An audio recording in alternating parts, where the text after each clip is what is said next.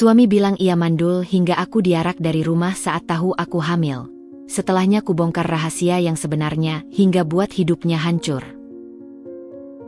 Halo Bunda, semoga Bunda semuanya dalam keadaan sehat dan bahagia ya. Sebelum masuk ke ceritanya, jangan lupa nyalakan subtitle dan absen terlebih dahulu ya. Bunda-bunda semua dari daerah mana saja? Jangan lupa like, komen, dan subscribe channel ini ya. Selamat menonton. 26 Maret 2021, pukul 6.30 WIB. Aku terbangun dengan rasa mual yang sudah seminggu ini menjadi teman setia di pagi hari. Awalnya kupikir ini hanya mak kambuh karena pola makanku yang berantakan akhir-akhir ini. Tapi ketika mual itu datang setiap pagi tanpa gagal, sebuah firasat mulai tumbuh di dadaku. Kuraih tangan Mas Riko yang masih terlelap di sampingku. Aku ingin membagi kecurigaan ini, tapi kupikir lebih baik pastikan dulu sebelum memberi kabar. Diam-diam aku bangkit, melangkah ke kamar mandi. Dalam plastik merah yang kusembunyikan di balik tumpukan handuk, test pack itu masih terbungkus rapi. 3 menit yang terasa seperti 3 jam. 2 garis merah muncul dengan jelas. Aku menutup mulut, menahan tangis haru. 3 tahun. 3 tahun kami menunggu, berdoa, berusaha. Pernah sekali aku hamil, tapi keguguran di usia 2 bulan. Dokter bilang aku perlu banyak istirahat, dan Mas Riko saat itu sangat perhatian. Ia selalu memijat kakiku yang bengkak, membelikan apapun yang kuinginkan, dan setiap malam berbisik, "Nggak apa-apa, Vin. Kita coba lagi. Masih ada waktu." Dan sekarang, setelah sekian lama, Allah akhirnya mempercayakan kehidupan ini padaku. Aku ingin segera membangunkan Mas Riko. Tapi teringat ia pulang larut tadi malam karena lembur. Kupikir lebih baik siapkan kejutan spesial. Aku turun ke dapur, membuat sarapan favoritnya. Nasi goreng dengan telur mata sapi, plus segelas susu hangat. Sesekali tanganku menyentuh perut yang masih datar ini, membayangkan bagaimana nanti ia akan membuncit, bagaimana Mas Riko akan tersenyum lebar, bagaimana kami akan menjadi orang tua. Kutulis sepucuk surat kecil di kertas warna merah muda. Mas Riko yang baik, maafin Feni kalau selama ini mungkin belum bisa jadi istri yang sempurna. Tapi Feni punya kabar bahagia. Kita nggak sendiri lagi, Mas. Ada malaikat kecil yang sebentar lagi akan hadir di tengah-tengah kita. Terima kasih sudah setia menemani Feni selama ini. Love you, Feni, istri yang selalu sayang Mas Riko. Kutempelkan surat itu di kulkas, lalu test packnya kutaruh di piring sarapan, dengan tudung saji sebagai penutup. Jam menunjukkan pukul 7.15. Biasanya Mas Riko turun jam 7:30. Aku duduk di kursi ruang makan, tak sabar menanti ekspresinya. Tapi pukul 7.30, tak ada tanda-tanda ia bangun. Pukul 8, masih sunyi. Aku naik lagi ke kamar, kulihat ia masih memeluk bantal. Kubiarkan saja, mungkin benar-benar lelah. Aku turun lagi, merapikan ruang tamu, lalu memutuskan untuk belanja ke pasar sebentar. Buat beli bahan-bahan yang bagus buat ibu hamil, kataku dalam hati sambil tersenyum sendiri. Pukul 9.45 aku pulang. Sepeda motor Mas Riko sudah tidak ada di garasi. Mungkin sudah berangkat kerja. Aku kecewa sedikit, tapi tak apa. Nanti malam aku akan beri kejutan lagi yang lebih romantis. Mungkin masak spesial, atau beli kado kecil. Kuraup test packnya dari piring, kusimpan lagi di kamar mandi. Suratnya masih tertempel di kulkas. Kuharap ia sempat membaca. Hari itu kulalui dengan perasaan campur aduk antara bahagia dan gelisah. Aku telpon ibu, kabarkan kabar gembira itu. Ibu menangis haru. Alhamdulillah, nak, akhirnya. Sabar ya, jangan kecapean. Nanti ibu kesana, bawa ayam kampung buat kamu. Aku juga SMS Mita, sahabatku. Ia langsung menelepon dan berteriak histeris. Fen, akhirnya, gue ikut bahagia. Lo harus jaga kesehatannya. Jangan angkat berat-berat.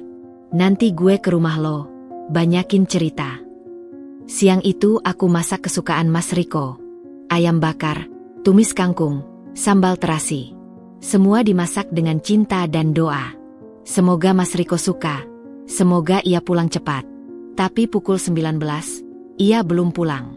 Biasanya ia kabar kalau lembur. Tadi kulayangkan pesan. Mas, pulang jam berapa? Feni masak kesukaan Mas. Hanya centang 1. Tak dibaca. Pukul 20. Ponselku berdering. Nomor tak dikenal. Kutolak. Berdering lagi. Kutolak. Ketiga kalinya. Kuangkat. Halo, Bu Feni? Suara laki-laki. Terdengar resmi. Iya, ini siapa? Saya Pak Rahmat, Satpam Kompleks. Bapaknya baru pulang, Bu. Tapi, maaf, kondisinya agak kurang baik. Kayaknya habis minum. Hati ini langsung ciut. Mas Riko jarang minum. Hanya di acara-acara tertentu. Dan kalaupun minum, ia masih bisa mengontrol diri. Tapi kenapa siang-siang begini? Makasih, Pak. Saya jemput. Ku bergegas ke pos Satpam. Di sana, Mas Riko duduk dengan kepala tertunduk. Napasnya berat, bau alkohol menyengat. Belum pernah kulihat ia separah ini. Mobilnya diparkir sembarangan di pinggir jalan. Mas? Aku menyentuh bahunya. Ia menoleh. Matanya merah. Tapi bukan merah karena minum. Matanya merah seperti habis menangis. Kamu, Vin, bisiknya lirih. Iya, Mas. Aku jemput. Yuk pulang. Di perjalanan pulang, ia tak bicara sepatah kata pun. Aku hanya bisa menggenggam tangannya yang dingin. Sesampai di rumah, ia langsung duduk di sofa. Wajahnya ditutup kedua tangan. Mas, kenapa? Cerita sama Feni. Aku duduk di sampingnya, mengelus punggungnya. Diam. Mas Riko, aku takut kalau Mas kayak gini. Ada apa? Di PHK? Ada masalah sama bos? Masih diam. Aku ambil nafas. Mungkin kabar bahagiaku bisa sedikit mengobati kesedihannya. Aku beranjak ke kulkas, mengambil surat yang masih tertempel, lalu menyodorkannya. Mas, baca ini dulu. Mungkin ini bisa bikin Mas senyum. Ia mengambil surat itu dengan tangan gemetar. Membacanya. 1 menit. 2 menit. Lalu tiba-tiba ia tertawa. Tapi bukan tawa bahagia. Tawa yang getir. Tawa yang menyeramkan. Vin, suaranya berubah dingin. Kamu tahu aku hari ini kemana? Kerja, Mas. Ia tertawa lagi. Kali ini lebih keras. Kerja? Aku hari ini ke dokter. Vin. Ke dokter kandungan langganan kita. Aku minta diperiksa. Vin. Aku mau pastikan semuanya normal. Karena aku mulai curiga. 3 tahun kita nikah. Kamu baru hamil sekali itu pun keguguran. Mungkin aku yang bermasalah, pikirku. Dadaku mulai berdebar tak karuan. Dokter kasih hasil labnya, Vin. Dan kau tahu hasilnya. Aku menggeleng, lidahku terasa keluh. Ia berdiri. Wajahnya berubah. Dari sedih menjadi merah padam. Lalu dari saku jasnya, ia meraih selembar kertas dan melemparkannya tepat ke wajahku. Spermaku 0 besar. Aku mandul. Maksudnya apa ini? Teriaknya sambil menunjuk suratku yang masih ia remas. Kau selingkuh, ya? Kau hamil sama laki-laki lain. Terus berani-beraninya kasih tahu aku pakai surat cinta ini. Mas, enggak. Jangan mas. Ia meraung. Wajahnya berubah menyeramkan. Aroma alkohol bercampur amarah membuatnya seperti monster. Aku udah berusaha. Aku udah kerja keras buat kita. Tapi kau balas dengan selingkuh. Aku enggak selingkuh, Mas. Ini anakmu. Tiba-tiba tangannya mencekik kerah bajuku, menarikku berdiri. Diam. Jangan bohong. Mas. Tamparan keras mendarat di pipi kiriku. Aku terhuyung, hampir jatuh. Ini pertama kalinya ia memukulku. Aku terpaku, tak percaya. Kalau aku mandul, terus itu perut isi apa? Hasil dari selingkuhanmu. Aku memegang pipi yang perih, air mata mulai jatuh.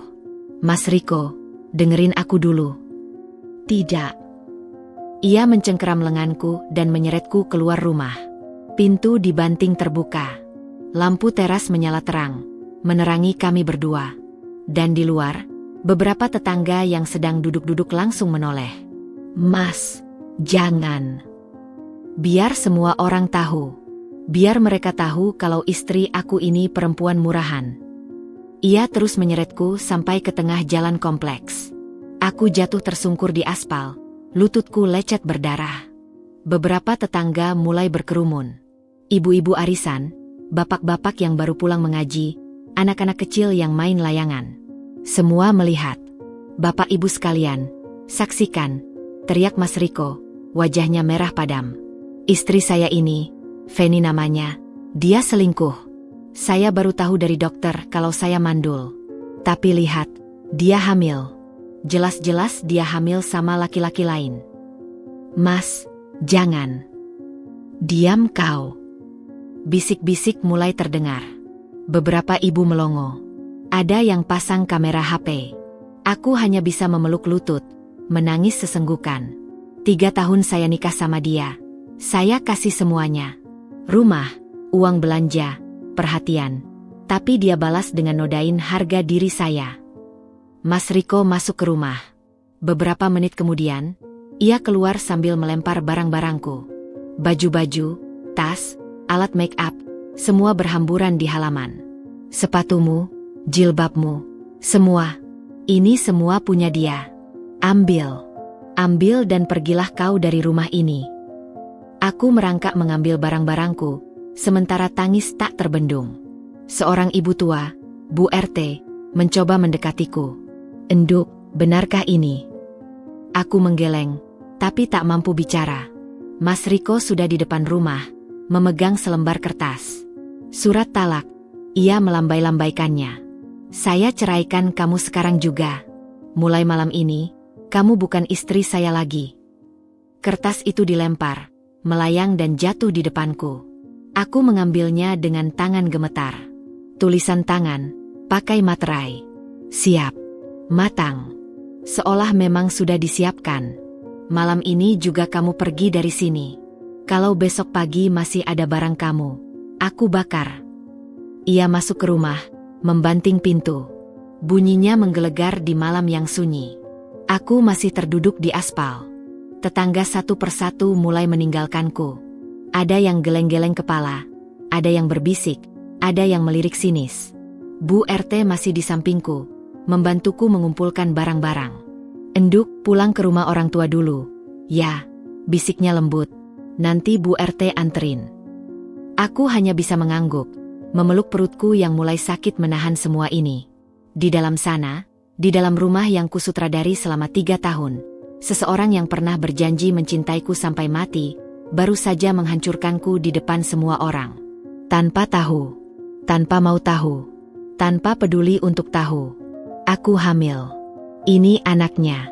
Tapi ia terlalu sibuk percaya pada kebohongan, terlalu gengsi untuk mendengar penjelasan, terlalu kejam untuk memberi kesempatan. Malam itu, aku pergi dari rumah yang kuanggap surgaku. Dan di dalam perutku, seorang anak yang tak berdosa, ikut merasakan getaran pertama dari dunia yang kejam. 27 Maret 2021, pukul 00.15 WIB.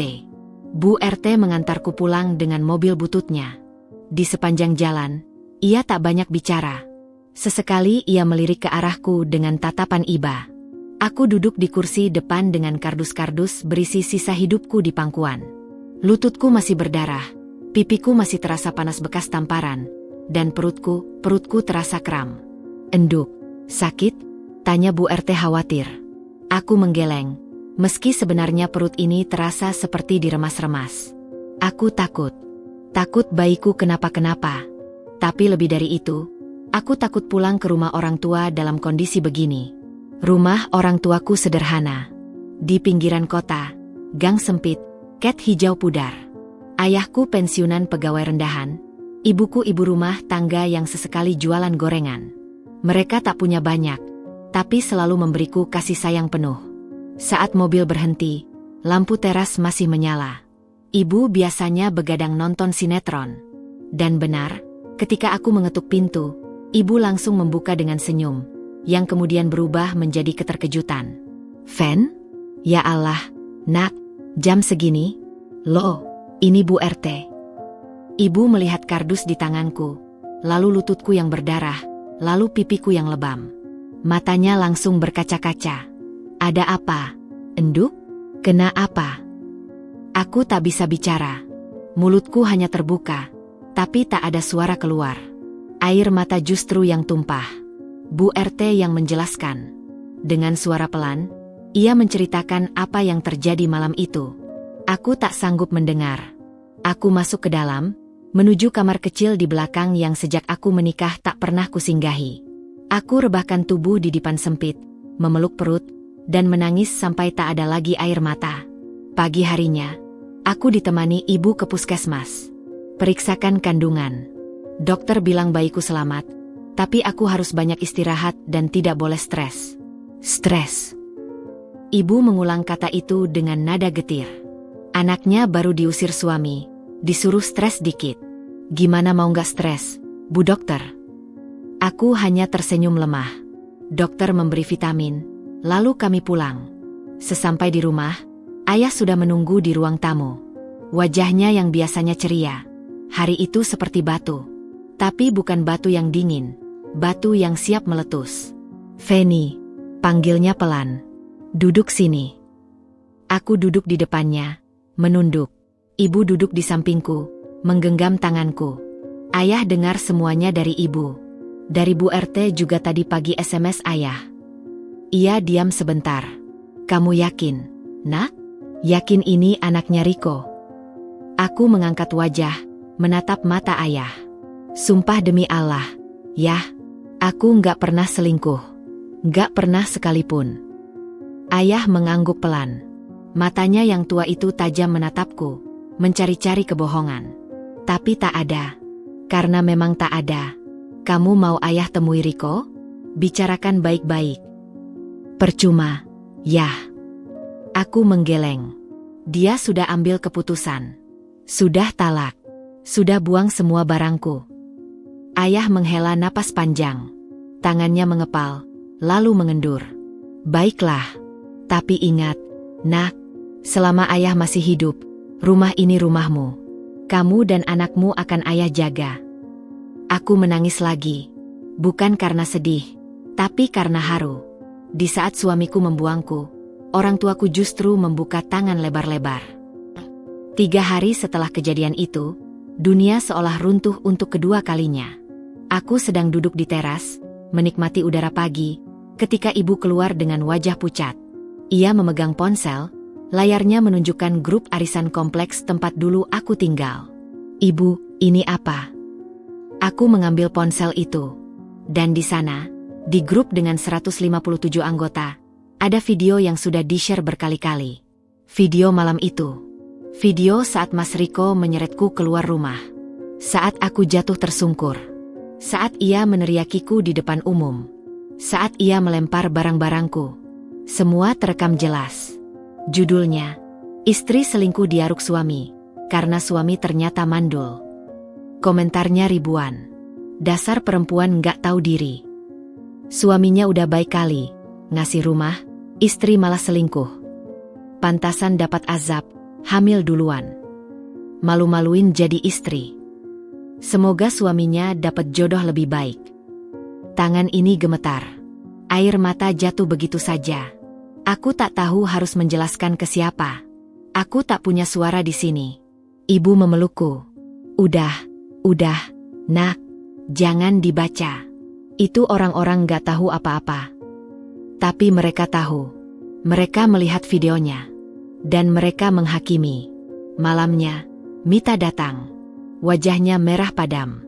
Ia langsung memelukku erat. Feken, lo kok diem aja sih?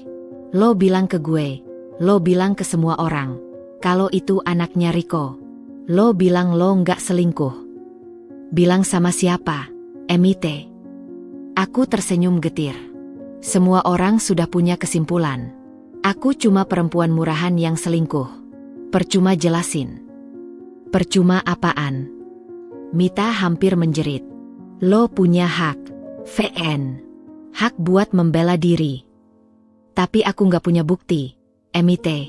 Aku cuma punya omongan. Sementara dia punya hasil lab yang katanya 0 besar. Dan semua orang percaya dia.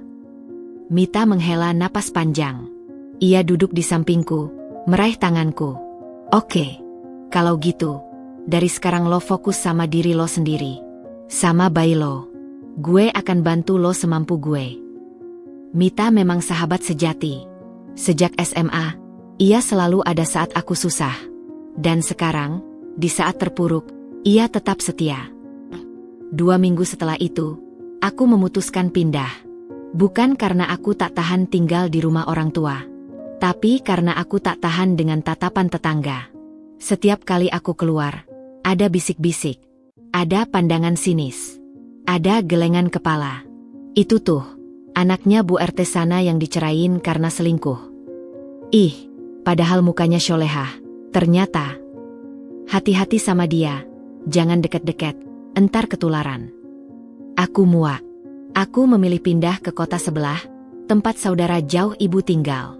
Tante Yuni, janda dengan 2 anak, punya rumah kontrakan kosong di belakang rumahnya. Ia menawarkanku tinggal di sana dengan harga murah. Kamu istirahat dulu, Vin, katanya lembut saat aku tiba. Nanti kalau udah siap, kita pikirkan kerjaan. Tapi aku tak bisa diam. Perutku semakin membesar, dan biaya persalinan tak bisa dianggap enteng. Orang tuaku sudah tua, tak mungkin ku minta terus. Aku harus mandiri. Dan mulailah hidup baruku. Pagi-pagi buta, aku bangun. Membantu Tante Yuni menyiapkan jualan nasi uduk. Setelah itu, aku menawarkan jasa jahit ke tetangga-tetangga. Aku bisa jahit sedikit-sedikit, warisan dari ibu. Kadang dapat pesanan, kadang tidak. Siang hari, setelah istirahat sebentar, aku mencuci baju tetangga. Kadang dapat 5 kilo, kadang 10. Lumayan, per kilo Rp1.000. Sorenya, aku setrika sambil nonton TV butut pemberian Tante Yuni. Malam hari, badanku rasanya mau copot. Tapi aku masih sempatkan mengelus perut yang mulai membuncit. Berbicara pada bayi di dalam sana. Nak, maafin Mama ya. Mama belum bisa ngasih yang terbaik buat kamu. Tapi Mama janji, Mama bakal berjuang. Mama bakal pastikan kamu lahir sehat, tumbuh bahagia, meskipun tanpa ayah. Setiap kali aku bilang, tanpa ayah, hatiku perih. Tapi aku harus kuat. Untuk bayi ini. Untuk diriku sendiri. Di tengah segala keterbatasan, aku belajar banyak hal. Aku belajar memasak dari Tante Yuni. Awalnya sering gagal. Nasi gosong, sayur keasinan, lauk garing. Tapi lama-lama lumayan. Sekali-sekali jualan nasi bungkus ke tukang ojek langganan. Aku belajar jualan online. Modal nekat. Pakai HP jadul, jualan pakaian bekas layak pakai yang dikirim ibu dari kampung. Alhamdulillah, laku juga. Aku belajar mengatur uang. Pemasukan kecil, pengeluaran banyak. Tiap rupiah ku pelajari betul. Susu ibu hamil yang mahal itu terkadang harus kuganti dengan sayur hijau dan telur. Vitamin dari puskesmas gratis jadi andalan.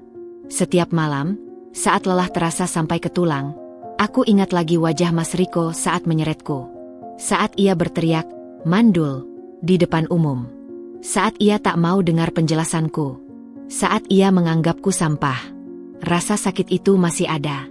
Tapi perlahan, di sela-sela perjuangan, rasa sakit itu berubah. Menjadi tekad. Menjadi kekuatan. Aku akan bertahan. Aku akan bangkit. Dan suatu hari nanti, kebenaran akan bicara. 7 November 2021, pukul 14.23 WIB. Di kamar kontrakan sempit dengan dinding triplek, diiringi suara adzan maghrib dari masjid dekat pasar, aku melahirkan. Prosesnya lama. 20 jam. Nyeri yang tak terbayangkan. Tante Yuni menemani, tangannya terus menggenggam tanganku. Bidan desa yang baik hati membantu dengan perlengkapan seadanya. Dan ketika tangis pertama terdengar, ketika bayi mungil itu diletakkan di dadaku, aku menangis terseduh-seduh. Bukan karena sakit, tapi karena bahagia. Karena di tengah semua kehancuran, di tengah pengkhianatan dan fitnah, di tengah hidup yang harus kujalani sendirian, Allah masih memberiku anugerah terindah. Mirza, bisikku pada bayi merah itu. Kamu Mirza, anak Mama. Aku menatap wajahnya yang masih berkerut. Alisnya tebal. Bibirnya mungil. Tangannya yang kecil menggenggam jariku. Lalu aku melihat dagunya. Ada lesung pipit kecil di sana. Mirip sekali. Mirip Mas Riko. Aku terpaku. Dadaku berdesir aneh. Di satu sisi, aku ingin marah. Marah karena di saat aku paling rapuh, yang muncul di wajah anakku justru jejak laki-laki yang menghancurkanku. Tapi di sisi lain, ini anakku. Daging darahku. Apapun wajahnya, ia tetaplah buah hatiku. Aku tersenyum getir. Kamu mirip dia, nak. Tapi kamu bukan dia. Kamu Mirza. Kamu anak mama. Dan mama akan jaga kamu sampai kapanpun.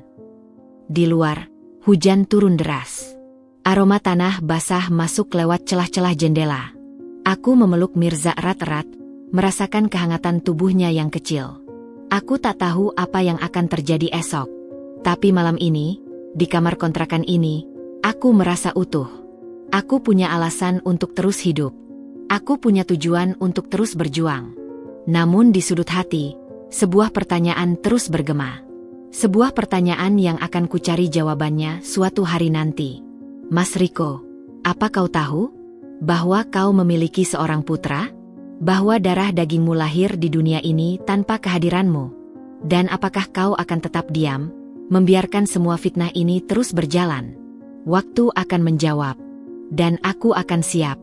Apapun yang terjadi. Hari-hari setelah kelahiran Mirza berjalan seperti roda yang berputar lambat. Aku tenggelam dalam rutinitas baru. Bangun setiap 2 jam untuk menyusui, mengganti popok, menimang kecil yang rewel di malam hari, lalu mencoba tidur di sela-sela waktu yang tersisa. Tante Yuni kadang membantu, menggendong Mirza saat aku mandi atau makan, tapi sebagian besar aku lakukan sendiri. Tubuh ini memang lelah, tapi setiap kali melihat wajah Mirza yang terlelap dengan lesung pipit mungil di dagunya, rasa lelah itu sirna seketika. Aku lupa bahwa aku sedang sendirian, bahwa aku adalah seorang ibu tanpa suami, bahwa dunia di luar sana masih menganggapku perempuan murahan yang selingkuh dan hamil di luar nikah. Di kamar kontrakan berdinding triplek ini, hanya aku dan Mirza, dan itu sudah cukup membuatku bahagia. 3 bulan berlalu seperti air mengalir. Mirza mulai tersenyum, meskipun kata orang itu hanya gas yang keluar dari perutnya, tapi aku tetap menganggapnya senyuman pertama untukku. Ia mulai bisa mengangkat kepalanya saat ditengkurapkan, mulai mengenali suaraku, mulai merespon setiap kata-kata yang kuucapkan dengan celotehan tak jelas yang menggemaskan. Aku tak pernah merasa sekaya ini sebelumnya. Meskipun uang di dompet tipis, meskipun kadang harus memilih antara beli susu atau beli lauk, aku tetap merasa menjadi wanita paling beruntung di dunia. Tapi kebahagiaan itu seperti rumah kaca. Indah, tapi rapuh. Suatu sore di awal Februari 2022, saat Mirza sedang tidur siang dan aku duduk di teras kecil sambil menjahit pesanan seragam sekolah, ponselku berdering. Nomor tak dikenal dengan kode area kotaku dulu. Aku ragu sejenak, lalu mengangkatnya. Halo, dengan Ibu Feni. Suara perempuan di seberang terdengar profesional, sedikit tua. Iya, benar. Ini siapa ya? Selamat siang, Bu. Saya Dr. Tania dari Klinik Bunda Sehat. Ibu dulu pasien saya waktu masih tinggal di sini, bukan? Dadaku berdebar. Klinik Bunda Sehat. Itu klinik langgananku dan Mas Riko dulu. Tempat kami periksa saat aku keguguran. Tempat kami konsultasi soal program hamil. Tempat Mas Riko melakukan pemeriksaan kesuburan yang menjadi awal kehancuran rumah tanggaku. Iya, Dok. Ada apa ya? Saya sudah pindah keluar kota. Ibu, maaf mengganggu. Saya menemukan hasil laboratorium lama suami ibu di berkas kami. Waktu itu beliau periksa sendiri tanpa ibu, sekitar awal tahun lalu. Hasilnya baru saya baca ulang minggu ini, karena ada staf baru yang salah mengarsip. Saya rasa ibu perlu tahu. Tangan ini gemetar. Aku menarik napas dalam-dalam. Hasilnya apa, Dok? Ibu, hasilnya normal. Sangat normal. Count sperma tinggi, motilitas bagus, morfologi juga baik. Secara medis, suami ibu itu subur. Tidak ada indikasi mandul sama sekali. Dunia serasa berhenti berputar. Aku mendengar detak jantungku sendiri, berdegup kencang seperti mau keluar dari dada. Udara di sekitarku terasa tipis, sulit kuhirup. Tapi, Dok, waktu itu Mas Riko bilang hasilnya 0 besar. Katanya dia baca sendiri surat dari dokter. Iya, itu yang aneh. Di berkas kami, hasilnya jelas normal. Mungkin beliau salah baca, atau mungkin ada faktor lain. Maaf, saya tidak tahu persis. Tapi yang jelas, secara medis beliau tidak mandul. Saya rasa ibu perlu tahu kebenaran ini. Aku mengucapkan terima kasih dengan suara bergetar, lalu menutup telepon. Ponsel masih kugenggam erat. Layarnya mulai buram karena air mata yang jatuh tanpa kusadari. Tidak mandul. Mas Riko tidak pernah mandul. Lalu kenapa? Kenapa ia bilang hasilnya 0 besar? Kenapa ia begitu yakin hingga tak mau mendengar penjelasanku? Kenapa ia mengarahku seperti sampah, menghinaku di depan umum, menceraikanku dengan surat talak yang seolah sudah disiapkan? Apakah ia sengaja berbohong? Apakah ia memang mencari alasan untuk menceraikanku? Atau mungkin, ada kesalahan fatal yang tak pernah ia konfirmasi ulang? Aku tak tahu.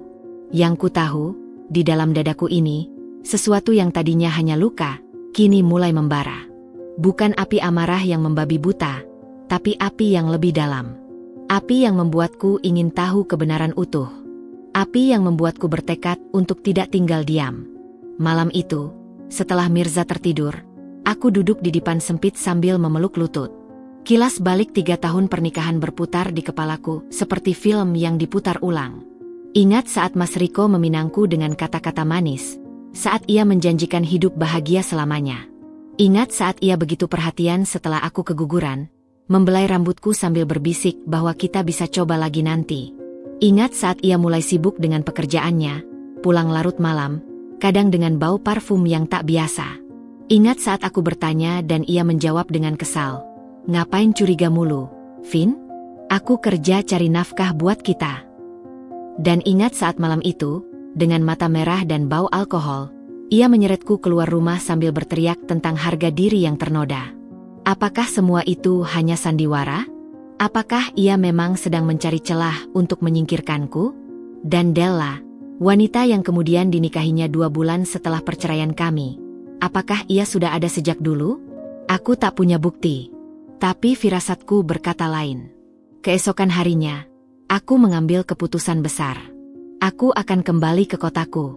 Bukan untuk bertemu Mas Riko, bukan untuk memohon-mohon agar ia mau menerimaku kembali. Aku hanya ingin melihat dari dekat, ingin tahu bagaimana kehidupannya sekarang. Dan yang terpenting, aku ingin menyimpan bukti ini baik-baik. Aku telepon ibu. "Bu, Feni mau pulang sebentar. Ada urusan penting." Ibu kaget. "Pulang? Ngapain, Vin? Urusan apa? Jangan bilang kamu mau nemuin mantan suami kamu itu." "Tenang, Bu. Feni cuma mau ngurus administrasi. Sama mau ambil beberapa berkas di klinik. Gak akan lama." "Bawa Mirza?" "Iya, Bu. Sekalian ibu bisa lihat cucu." Ibu diam sebentar. "Hati-hati, Nak. Ibu khawatir." "Aku tahu, Bu. Doain ya."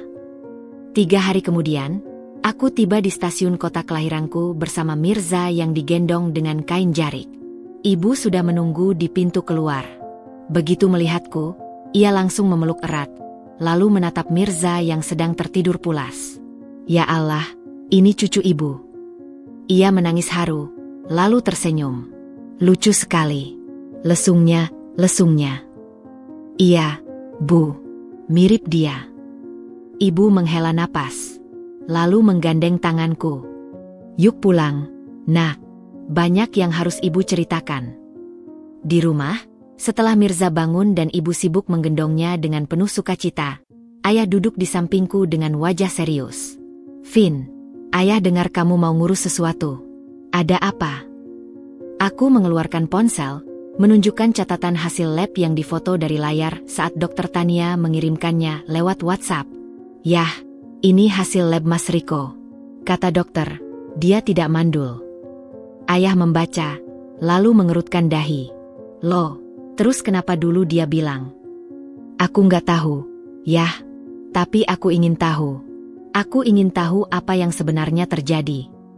Ayah menatapku lama. Vin, apapun yang terjadi, ayah dukung kamu. Tapi ingat, jangan sampai niat baikmu berubah jadi dendam. Dendam itu nggak baik. Aku tahu, Yah. Aku cuma ingin kebenaran. Ayah mengangguk. Tapi di matanya, aku melihat kekhawatiran. Esoknya, aku pergi ke klinik Bunda Sehat. Dokter Tania menerimaku dengan ramah. Ia menunjukkan dokumen lengkap hasil laboratorium Mas Riko, lengkap dengan stempel dan tanda tangan. Semuanya jelas. Count sperma, 45 juta per ml, normal di atas 20 juta.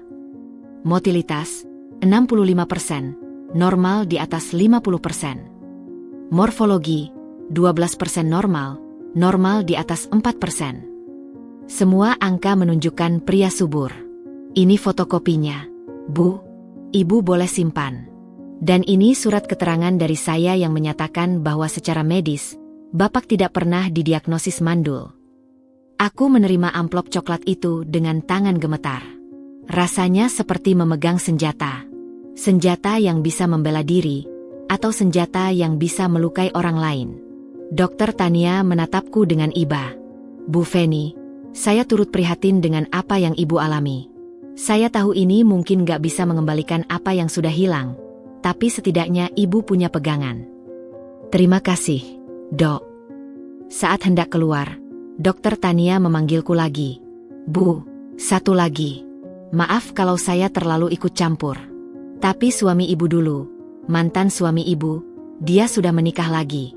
Dengan seorang wanita bernama Della. Mereka sering kesini, katanya mau program hamil. Saya lihat, Della itu hamil? Saya nggak tahu persis, tapi yang jelas mereka sering datang. Informasi itu seperti petir di siang bolong. Mas Riko menikah lagi dengan Della. Dan mereka sudah program hamil. Jadi benar dugaan selama ini? Della memang sudah ada sejak lama? Aku mengucapkan terima kasih lagi, lalu pergi dengan 1000 pertanyaan di kepala. 2 hari berikutnya, aku habiskan untuk mengumpulkan informasi. Dari mulut tetangga yang baik hati, yang masih peduli padaku, aku tahu bahwa pernikahan Mas Riko dan Della terjadi 2 bulan setelah perceraian kami. Cepat sekali, seolah memang tinggal menunggu waktu. Mereka tinggal di rumah bagus peninggalan orang tua Della, punya mobil baru, dan membuka bisnis properti bersama. Kamu nggak mau ketemu dia? Tanya tetangga itu hati-hati. Aku menggeleng. Nggak, Bu. Belum saatnya. Tapi takdir punya rencana lain. Saat aku sedang berjalan kaki di pasar dekat rumah ibuku, mencari oleh-oleh untuk Tante Yuni, aku melihat sebuah mobil hitam berhenti di pinggir jalan. Pintu terbuka, dan sesosok tubuh yang sangat kukenal keluar. Mas Riko. Dengan setelan rapi, wajah yang lebih berisi, dan senyum lebar saat membukakan pintu untuk seorang wanita. Della. Rambut panjang, wajah cantik, perut sedikit membuncit. Hamil. Ia sedang hamil. Dunia serasa berhenti. Kakiku terpaku di tempat. Kami hanya berjarak sekitar 10 meter. Dan pada saat itu, Mas Riko menoleh. Matanya bertemu mataku. Selama beberapa detik, kami saling menatap. Wajahnya berubah dari senyum menjadi tegang, lalu pucat. Aku bisa melihat ketakutan di matanya. Ketakutan yang tak bisa ia sembunyikan. Della melihatnya bengong. Sayang, ada apa sih? Mas Riko segera membalikkan badan. Nggak ada, sayang. Yuk naik lagi, udah panas. Mereka masuk mobil dan pergi begitu saja. Meninggalkanku di pinggir jalan dengan hati berdebar kencang. Di gendonganku, Mirza bergerak gelisah. Matanya terbuka, menatapku dengan polos. Lalu ia tersenyum. Senyuman pertamanya yang benar-benar kulihat hari ini. Senyuman dengan lesung pipit di dagu. Dan aku tersenyum kembali. Kita lihat nanti, Nak. Kita lihat nanti. Dalam genggamanku, amplop coklat berisi bukti itu terasa semakin berat. Tapi bukan beban.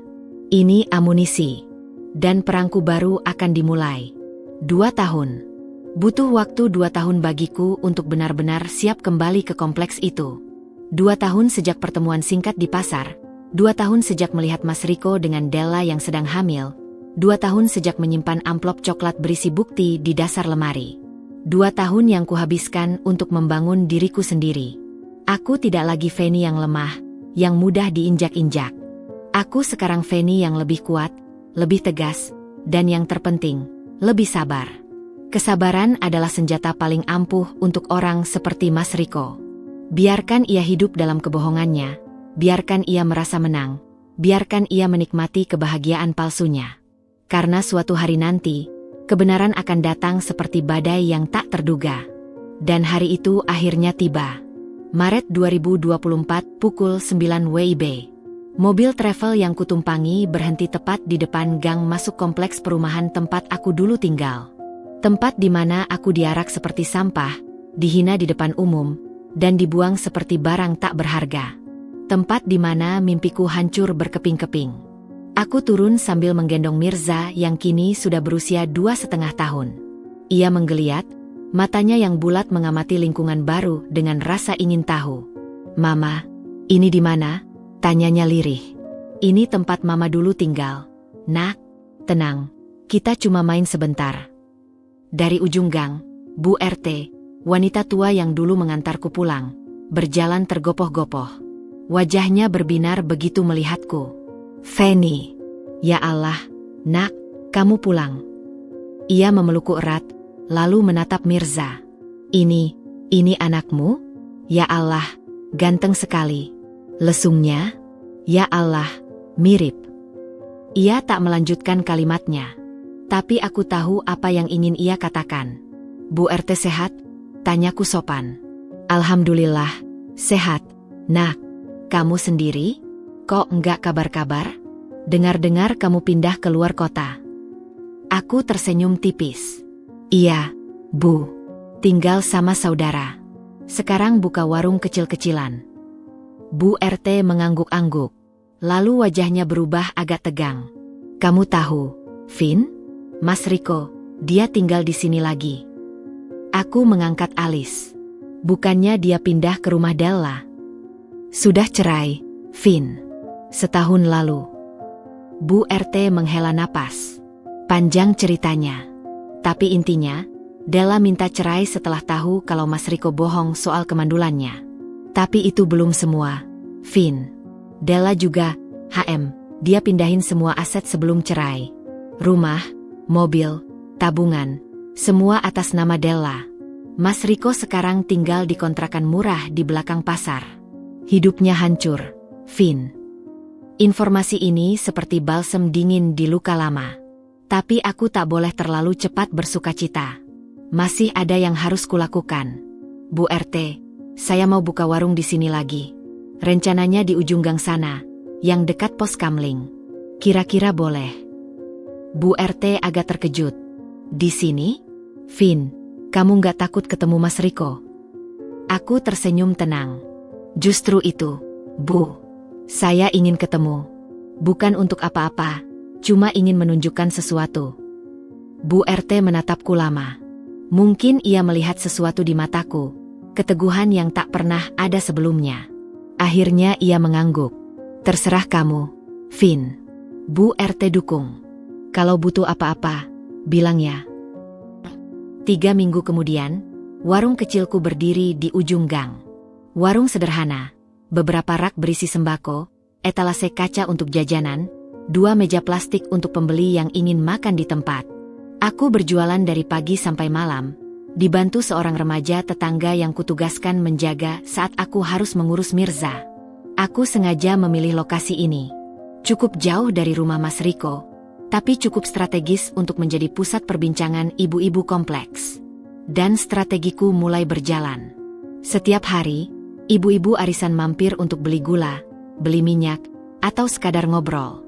Aku selalu ramah, selalu tersenyum, tak pernah membuka aib siapapun. Tapi perlahan, tanpa aku sadari, mereka justru mulai membuka cerita padaku. "Vin, kamu tahu nggak? Mas Riko sekarang sering lewat sini loh. Tapi mukanya langsung merah kalau lihat warung kamu. Vin, katanya Mas Riko sering minum lagi. Pernah mabuk-mabukan di pinggir jalan, sampai digerebek Satpol PP. Vin, kasihan ya anak buahnya Mirza, tapi untung kamu tegar." Aku hanya tersenyum, sesekali mengangguk. Tapi di dalam hati, ini baru permulaan. Sementara itu, aku mulai menyusup ke grup-grup WhatsApp warga dengan nama samaran. Grup arisan, grup jual beli, grup pengajian, bahkan grup pemuda. Aku tidak pernah menjelekkan siapapun, tidak pernah menyebar fitnah. Aku hanya melakukan satu hal sederhana, mengirim foto Mirza. Foto Mirza sedang makan es krim, wajahnya belepotan coklat. Foto Mirza tersenyum dengan lesung pipi jelas terlihat. Foto Mirza tidur dengan alis tebal khas keluarga Riko. Aku mengirimnya di grup-grup itu dengan keterangan polos. Lagi jual baju bayi nih, sekalian promosi. Modelnya anak admin sendiri. Lucu ya? Reaksinya luar biasa. Ih, lucu banget. Itu anak siapa, Mbak? Lesungnya manis. Mbak, mirip siapa ya? Kok mirip sama Mas Riko yang dulu? Aku biarkan mereka bertanya, biarkan mereka berdiskusi, biarkan mereka menarik kesimpulan sendiri. Aku hanya like komentar-komentar itu, tanpa memberi jawaban. Dalam seminggu, grup-grup itu sudah ramai membahas kemiripan Mirza dengan Mas Riko. Dalam 2 minggu, desas-desus mulai menyebar ke warung-warung kopi. Dalam sebulan, semua orang di kompleks itu tahu, ada anak kecil yang wajahnya persis Mas Riko, dan ibunya adalah Feni, wanita yang dituduh selingkuh dan diarak keluar rumah 3 tahun lalu. Suatu sore, saat aku sedang melayani pembeli, seorang wanita masuk ke warungku. Ia memakai hijab syar'i, wajahnya tertutup sebagian, tapi matanya tajam menusuk. Aku mengenalinya meskipun ia berusaha menyamar. Della, bisa bicara sebentar? Suaranya dingin. Aku mengangguk, mempersilakan duduk di meja plastik. Kusuruh penjagaku menggendong Mirza yang sedang tidur ke kamar belakang. Ada perlu apa, Mbak? Della membuka hijabnya, menatapku lekat-lekat. Kamu Feni, kan? Istri pertama Mas Riko. Iya, mantan istri. Ia tersenyum getir. Aku Della, mantan istri kedua. Ya, saya tahu. Della menghela napas panjang. Vin, aku nggak akan buang waktu. Aku mau minta maaf. Aku mengerjap tak percaya. Minta maaf? Buat apa? Karena dulu, aku ikut menghancurkan rumah tanggamu. Matanya mulai berkaca-kaca. Aku kenal Mas Riko sebelum kalian cerai. Kami punya hubungan. Aku tahu itu salah. Aku tahu aku ikut jadi penyebabnya. Tapi waktu itu aku nggak tahu kalau kamu hamil. Aku nggak tahu kalau dia menuduhmu selingkuh. Sementara dia sendiri yang selingkuh. Dadaku berdesir. Jadi ini pengakuan yang selama ini kutunggu. Aku baru tahu semuanya setelah menikah dengannya, lanjut Della. Setelah aku lihat sendiri bagaimana dia memperlakukanku. Kasar, suka berbohong. Dan ternyata, dia juga melakukan hal yang sama padaku. Aku semprotin dia tes DNA. Vin, aku minta tes DNA buat anakku dan dia. Dan hasilnya. Ia berhenti, menelan ludah. Anakku bukan anaknya. Dia bukan bapak dari anakku. Aku terkejut. Maksudmu? Aku punya hubungan sebelum nikah, Vin. Aku hamil sama mantanku. Tapi Mas Riko nggak tahu. Aku pikir aku bisa sembunyikan. Tapi ternyata dia curiga. Dan saat dia minta tes DNA, aku panik. Aku lebih dulu menggugat cerai sambil membawa semua hartanya. Biar dia merasakan bagaimana rasanya ditipu. Aku tercengang. Ini di luar dugaanku. Tapi kenapa kamu cerita semua ini ke aku? Della menatapku dengan mata berkaca. Karena aku lihat anakmu, Vin. Wajahnya persis Mas Riko. Berarti dulu dia memang bohong soal kemandulannya. Dan aku ikut andil dalam kehancuran hidupmu. Mungkin kalau aku nggak ada, dia nggak akan secepat itu menceraikanmu. Mungkin kalian masih bisa. Tidak, Del. Aku memotong tegas. Mungkin atau tidak mungkin, itu urusan dulu. Sekarang aku sudah punya hidup baru. Aku punya Mirza. Aku punya warung ini. Aku nggak butuh Mas Riko lagi. Della mengangguk pelan. Lalu dari tasnya, ia mengeluarkan sebuah amplop coklat. Ini, Vin, bukti tes DNA anakku. Dan ini, rekaman percakapanku dengan Mas Riko. di mana ia mengakui bahwa dulu ia sengaja mengarang cerita mandul karena ia sudah ingin menikah denganku. Ia pikir dengan cara itu, ia bisa menceraikanmu tanpa merasa bersalah. Tanganku gemetar menerima amplop itu. Ini lebih dari yang kuharapkan. Della berdiri. Aku nggak minta maaf karena berharap dimaafkan, Vin. Aku cuma ingin kamu tahu kebenaran. Dan aku ingin kamu punya senjata, kalau suatu saat nanti kamu butuh.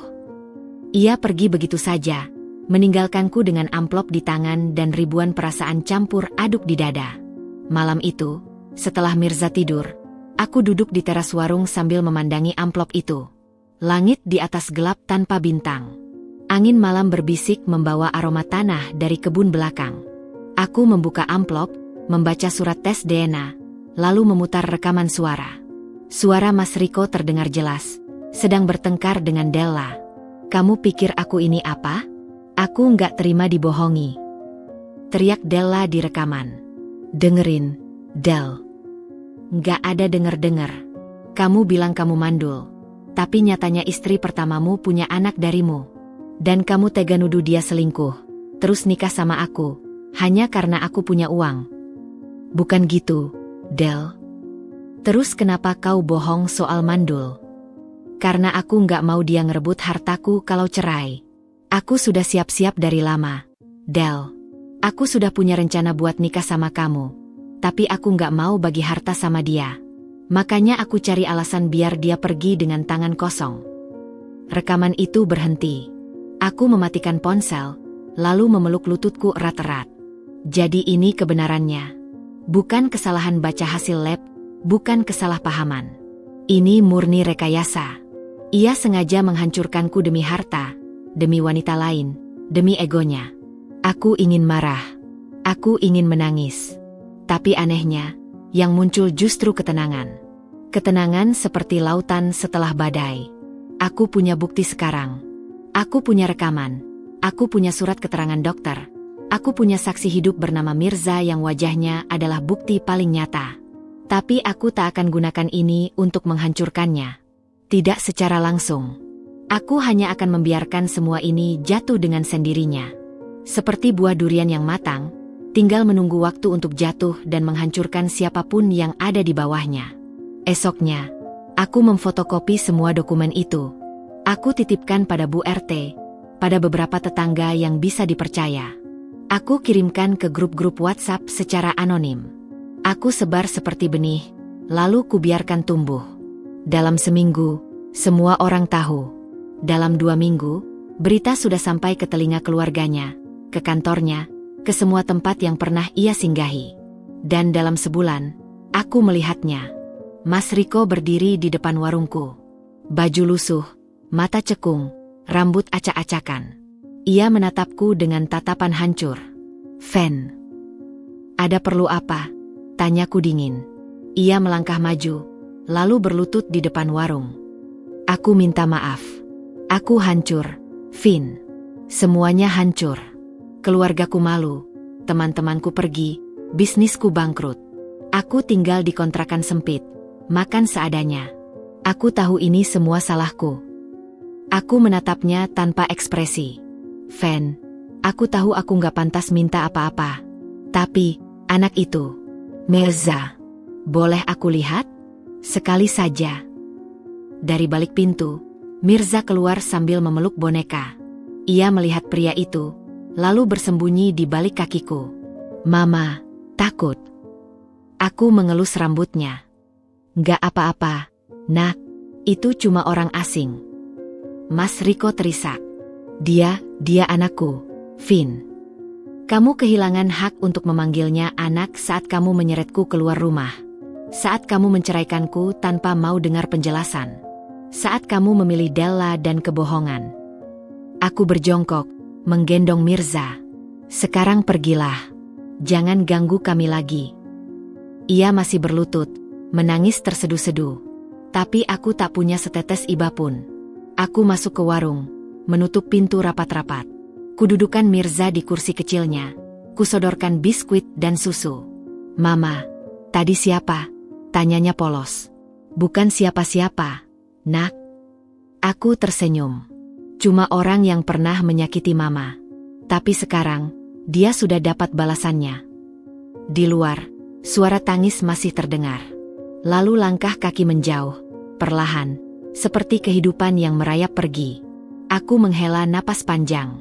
Di satu sisi, ada kepuasan melihat kehancurannya. Tapi di sisi lain, ada kehampaan.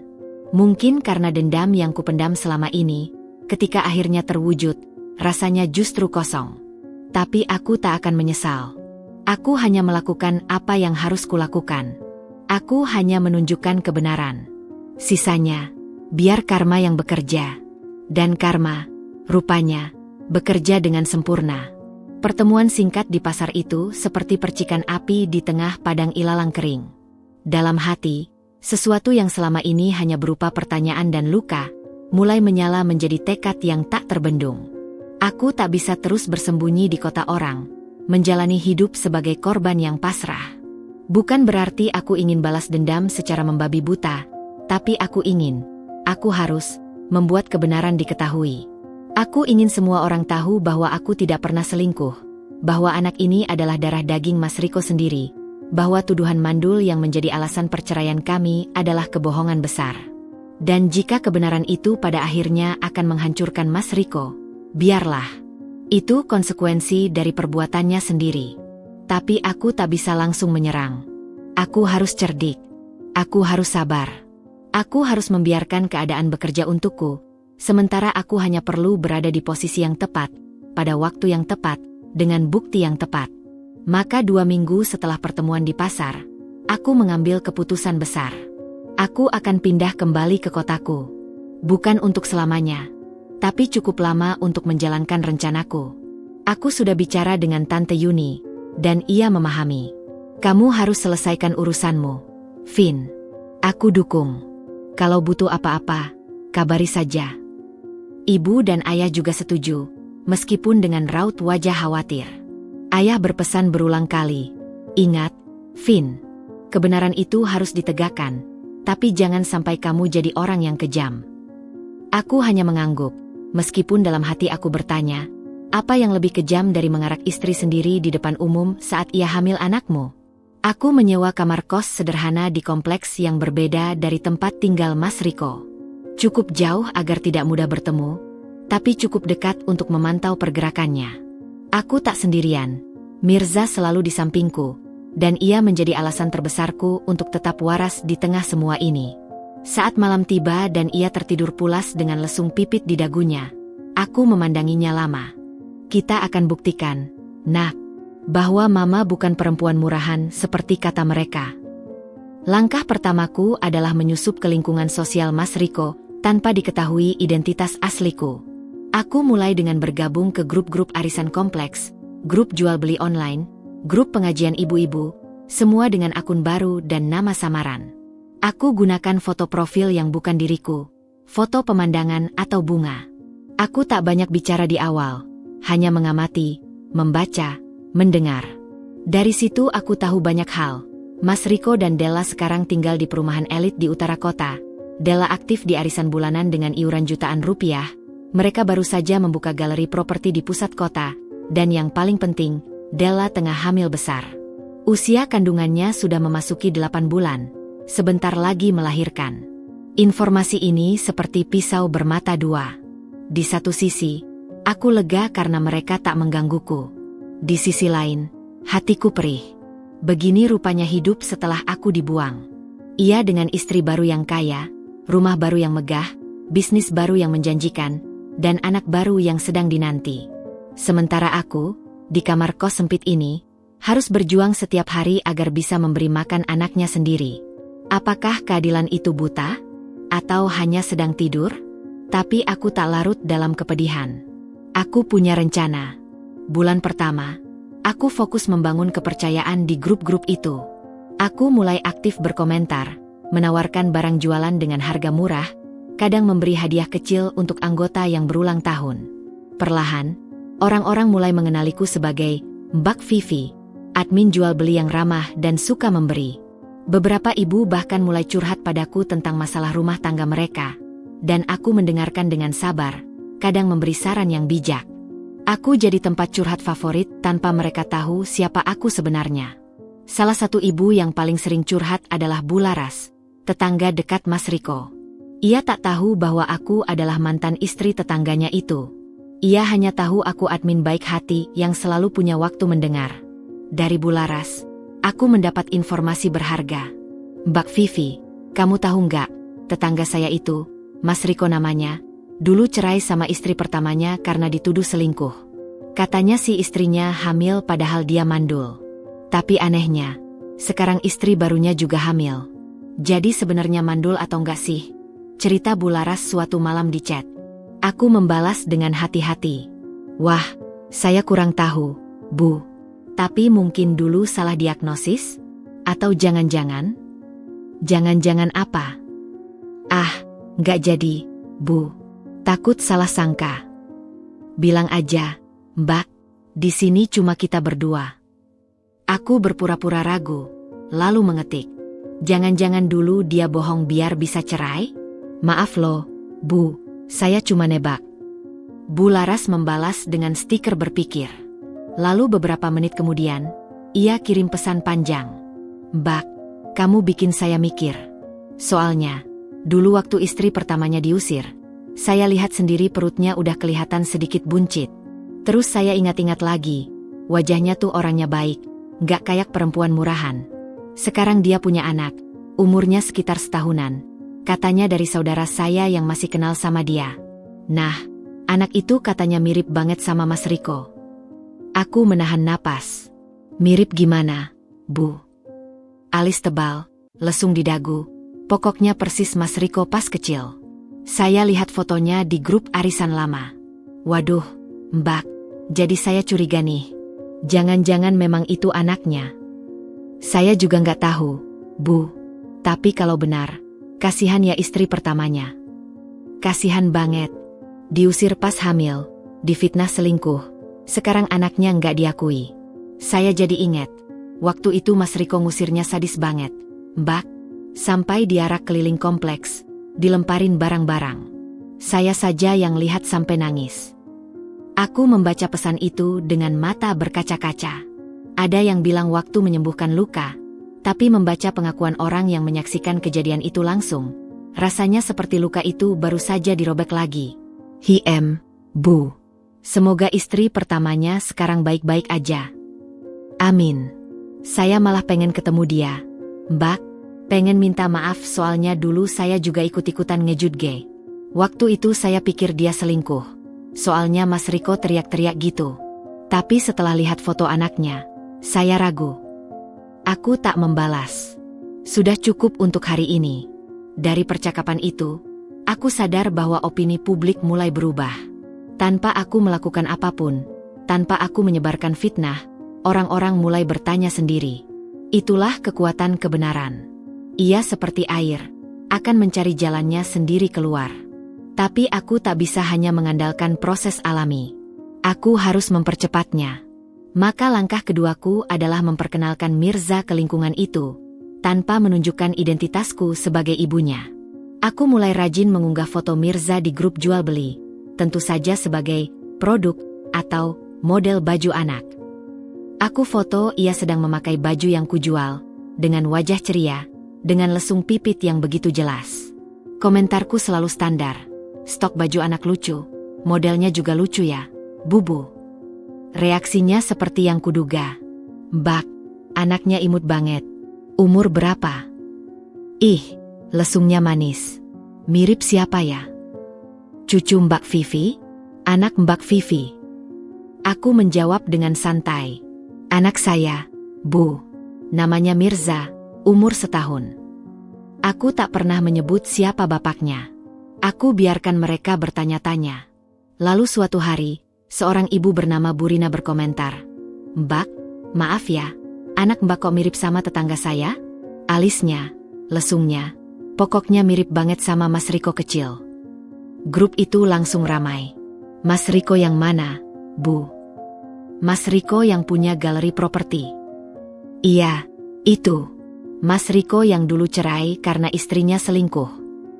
Aku hanya membalas dengan emotikon tersenyum. Wah, Saya nggak kenal Mas Riko siapa. Mungkin memang ada yang mirip ya. Bu Rina tak berhenti di situ. Ia mengirim foto Mas Riko kecil, yang entah dari mana ia dapat, ke grup. Perbandingannya jelas. Mirza dan Mas Riko kecil seperti pinang dibelah dua. Grup itu gempar. Mirip banget. Ini pasti anaknya. Ya ampun. Tapi kok bisa? Katanya Mas Riko mandul. Aku masih diam. Biarkan mereka bergosip. Biarkan mereka menerka-nerka. Ini baru permulaan. Informasi itu akhirnya sampai ke Della. Bu Laras yang baik hati, atau mungkin sengaja ingin memberitahu, mengirimkan tangkapan layar perbincangan grup ke Della. Del, lihat ini. Anak ini mirip banget sama Mas Riko. Jangan-jangan. Della tak membalas di grup, tapi aku tahu ia pasti kaget. Beberapa hari kemudian, dari informasi yang kudapat, Della mulai bertanya-tanya pada Mas Riko. Pertengkaran kecil mulai terjadi di rumah mereka. Tetangga mendengar suara ribut-ribut. Mas Riko keluar dengan wajah kesal. Della menangis di dalam. Aku tersenyum tipis mendengar kabar itu. Bukan karena senang melihat mereka bertengkar, tapi karena ini berarti rencanaku berjalan. Della mulai curiga. Dan ketika seorang wanita mulai curiga pada suaminya, ia tak akan berhenti sampai menemukan kebenaran. Benar saja, Della mulai menyelidiki. Ia datang ke kompleks lama Mas Riko, bertanya pada tetangga-tetangga. Ia bahkan datang ke puskesmas tempat Mas Riko dulu periksa. Tapi sayang baginya, catatan medis lama sudah tidak ada. Yang ada hanya ingatan para perawat yang bilang, waktu itu Pak Riko periksa sendiri. Bu, hasilnya kami kasih langsung ke beliau. Kami nggak tahu isinya. Della frustrasi. Tapi ia wanita cerdas. Ia tak berhenti di situ. Ia mulai mencari tahu tentang istri pertama Mas Riko. Tentang aku. Dan disitulah aku harus bergerak lebih hati-hati. Aku belum siap bertemu Della secara langsung. Bukan karena takut, tapi karena waktunya belum tepat. Aku harus memastikan ia menemukan kebenaran dengan caranya sendiri, tanpa merasa dijebak. Maka aku mulai meninggalkan jejak-jejak kecil. Di akun media sosial lamaku yang sudah lama tak terpakai, aku unggah foto-foto Mirza tanpa sensor. Aku aktifkan kembali, tapi hanya untuk beberapa saat, cukup untuk bisa ditemukan oleh orang yang benar-benar mencari. Lalu aku tunggu. Seminggu kemudian, Della menemukan akunku. Ia mengirimiku pesan. Halo, Mbak Feni? Saya Della, istri Mas Riko sekarang. Bisa bicara sebentar? Aku membaca pesan itu berulang kali. Jantungku berdebar kencang. Ini dia, momen yang kunanti. Tapi aku belum siap. Tidak sekarang. Aku biarkan pesan itu terbaca, tapi tak kujawab. Biarkan ia menunggu, biarkan ia semakin penasaran, biarkan ia semakin gelisah. Sementara itu, di rumah mereka, badai mulai datang. Pesan dari Della itu seperti duri yang menusuk dan tak bisa kubiarkan begitu saja. Ia sudah menemukanku, tapi aku belum siap merespons. Bukan karena takut, tapi karena aku ingin ia lebih dulu merasakan apa yang aku rasakan dulu. Kebingungan, ketidakpastian, dan keinginan tahu yang menggebu-gebu. Aku ingin ia mencari sendiri, menggali sendiri, sampai akhirnya ia menemukan kebenaran yang selama ini terkubur. Dan ketika itu terjadi, aku ingin berada di posisi yang tepat untuk menerimanya dengan tangan terbuka, atau dengan senjata lengkap, tergantung bagaimana keadaan nanti. Tapi aku tak bisa diam. Aku harus bergerak lebih cerdik. Jika Della adalah kunci untuk menghancurkan Mas Riko dari dalam, maka aku harus bisa mendekatinya tanpa diketahui identitas asliku. Aku harus menjadi temannya, pendengar setianya, tempat curhatnya, sehingga ketika kebenaran itu terungkap, ia akan percaya padaku, bukan pada suaminya sendiri. Maka aku memulai langkah berikutnya dengan lebih hati-hati. Aku masih menggunakan identitas Mbak Vivi di grup-grup, tapi aku mulai lebih aktif mendekati Della secara personal. Aku tahu Della suka belanja online, suka produk-produk branded dengan harga miring, dan suka bergosip tentang artis dan tetangga. Dari situ aku mulai menyesuaikan diri. Aku jual barang-barang berkualitas dengan harga terjangkau, dan Della mulai tertarik. Mbak Vivi, ini baju masih ada stoknya? Tanyanya suatu hari di chat pribadi. Ada, Mbak. Size M, warna hitam. Mbak Della mau? Iya, saya ambil. Transfer ke rekening BCA ya? Boleh, Mbak. Nanti saya kasih ongkirnya. Itu percakapan pertama kami. Singkat, formal, biasa saja. Tapi aku tahu ini awal dari sesuatu yang lebih besar. Aku layani pembeliannya dengan ramah, memberi bonus kecil, mengucapkan terima kasih berkali-kali. Perlahan, Della mulai nyaman bertransaksi denganku. Bulan berikutnya, ia sudah jadi pelanggan tetap. Setiap kali ada barang baru, ia selalu jadi yang pertama bertanya. Kadang ia cerita sedikit tentang dirinya, tentang suaminya yang sibuk, tentang kehamilannya yang memasuki trimester akhir, tentang mual-mual yang masih sering ia rasakan. Aku mendengarkan dengan sabar, sesekali memberi saran ala kadarnya. Aku tak pernah menyinggung topik sensitif, tak pernah bertanya tentang masa lalu Mas Riko. Aku biarkan ia yang memulainya. Dan akhirnya, ia memulainya. Suatu malam, Della mengirimiku pesan panjang. Mbak Vivi, saya mau curhat. Boleh nggak? Boleh banget, Mbak. Saya dengerin. Mbak tahu nggak, suami saya itu duda. Nikah sama saya setelah cerai sama istri pertamanya. Waktu itu dia bilang cerai karena istrinya selingkuh. Katanya istrinya hamil padahal dia mandul. Tapi Mbak, belakangan ini saya mulai curiga. Aku membalas dengan hati-hati. Curiga kenapa, Mbak? Dia sering pulang malam. Ngomongnya urusan bisnis. Tapi saya tahu bisnis properti kami nggak sibuk-sibuk amat. Terus beberapa kali saya lihat dia nelpon nomor yang nggak dikenal. Langsung ditutup kalau saya datang. Saya juga nemu struk hotel di dompetnya. Mbak, pas saya tanya, katanya buat meeting dengan klien. Tapi meeting di hotel. Aku pura-pura kaget. Waduh, Mbak, itu sih harus diwaspadai. Tapi jangan langsung curiga, takutnya salah sangka. Saya udah berusaha nggak curiga, Mbak, tapi ada yang lebih aneh lagi. Beberapa waktu lalu, saya lihat foto anak kecil di grup jual beli. Anaknya Mbak sendiri, Mbak Vivi, si Mirza. Nah, anak itu mirip banget sama suami saya. Saya tunjukin fotonya ke suami. Dia pucat pasi. Katanya cuma kebetulan. Tapi Mbak, itu bukan kebetulan. Wajahnya sama persis. Aku menahan napas. Ini dia. Pintu yang kubuka sedikit demi sedikit, kini terbuka lebar dengan sendirinya. Mbak Della, maaf ya kalau saya terlalu blak-blakan. Tapi memang ada yang mau saya omongin dari dulu. Cuma saya takut Mbak marah. Omongin apa, Mbak? Nggak apa-apa, saya janji nggak marah. Anak saya, Mirza, bapaknya bukan suami saya sekarang. Bapaknya adalah mantan suami saya. Yang cerai sama saya pas saya hamil, Mbak. Dan mantan suami saya itu, namanya Mas Riko. Della tak langsung membalas. Beberapa menit berlalu. Aku cemas, mungkin ia marah, mungkin ia menganggapku pengganggu. Tapi kemudian 3 titik muncul, pertanda ia sedang mengetik. Lalu pesan panjang masuk. Mbak Vivi, jadi Mbak Vivi itu Feni? Istri pertama Mas Riko? Ya Allah, Mbak, kok bisa? Kok selama ini Mbak nggak bilang? Maaf, Mbak Della. Saya nggak bermaksud bohong. Tapi saya takut kalau saya bilang siapa saya dari awal. Mbak nggak mau kenalan. Saya cuma ingin dekat dengan Mbak. Ingin tahu gimana kehidupan suami saya sekarang. Dan jujur, saya juga ingin Mbak tahu kebenaran. Kebenaran apa, Mbak? Apa yang Mas Riko bilang tentang saya? Itu semua bohong. Saya nggak pernah selingkuh. Mbak, Mirza ini anaknya Mas Riko. Waktu saya hamil, saya kasih tahu dia. Tapi dia justru marah. Katanya dia mandul. Katanya hasil labnya 0 besar. Dia usir saya dari rumah, Mbak. Dia arak saya keliling kompleks. Dia maki-maki saya di depan umum. Dia lempar semua barang saya. Dan dia ceraikan saya malam itu juga. Aku mengirim pesan itu dengan tangan gemetar.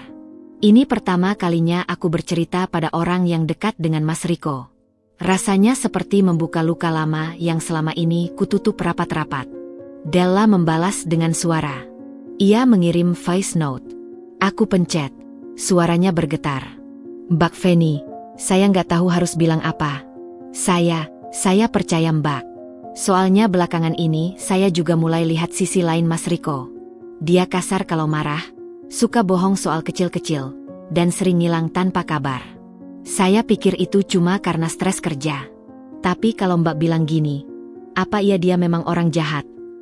Aku membalas dengan voice note juga. Della, saya nggak bilang dia jahat. Saya cuma bilang dia pembohong.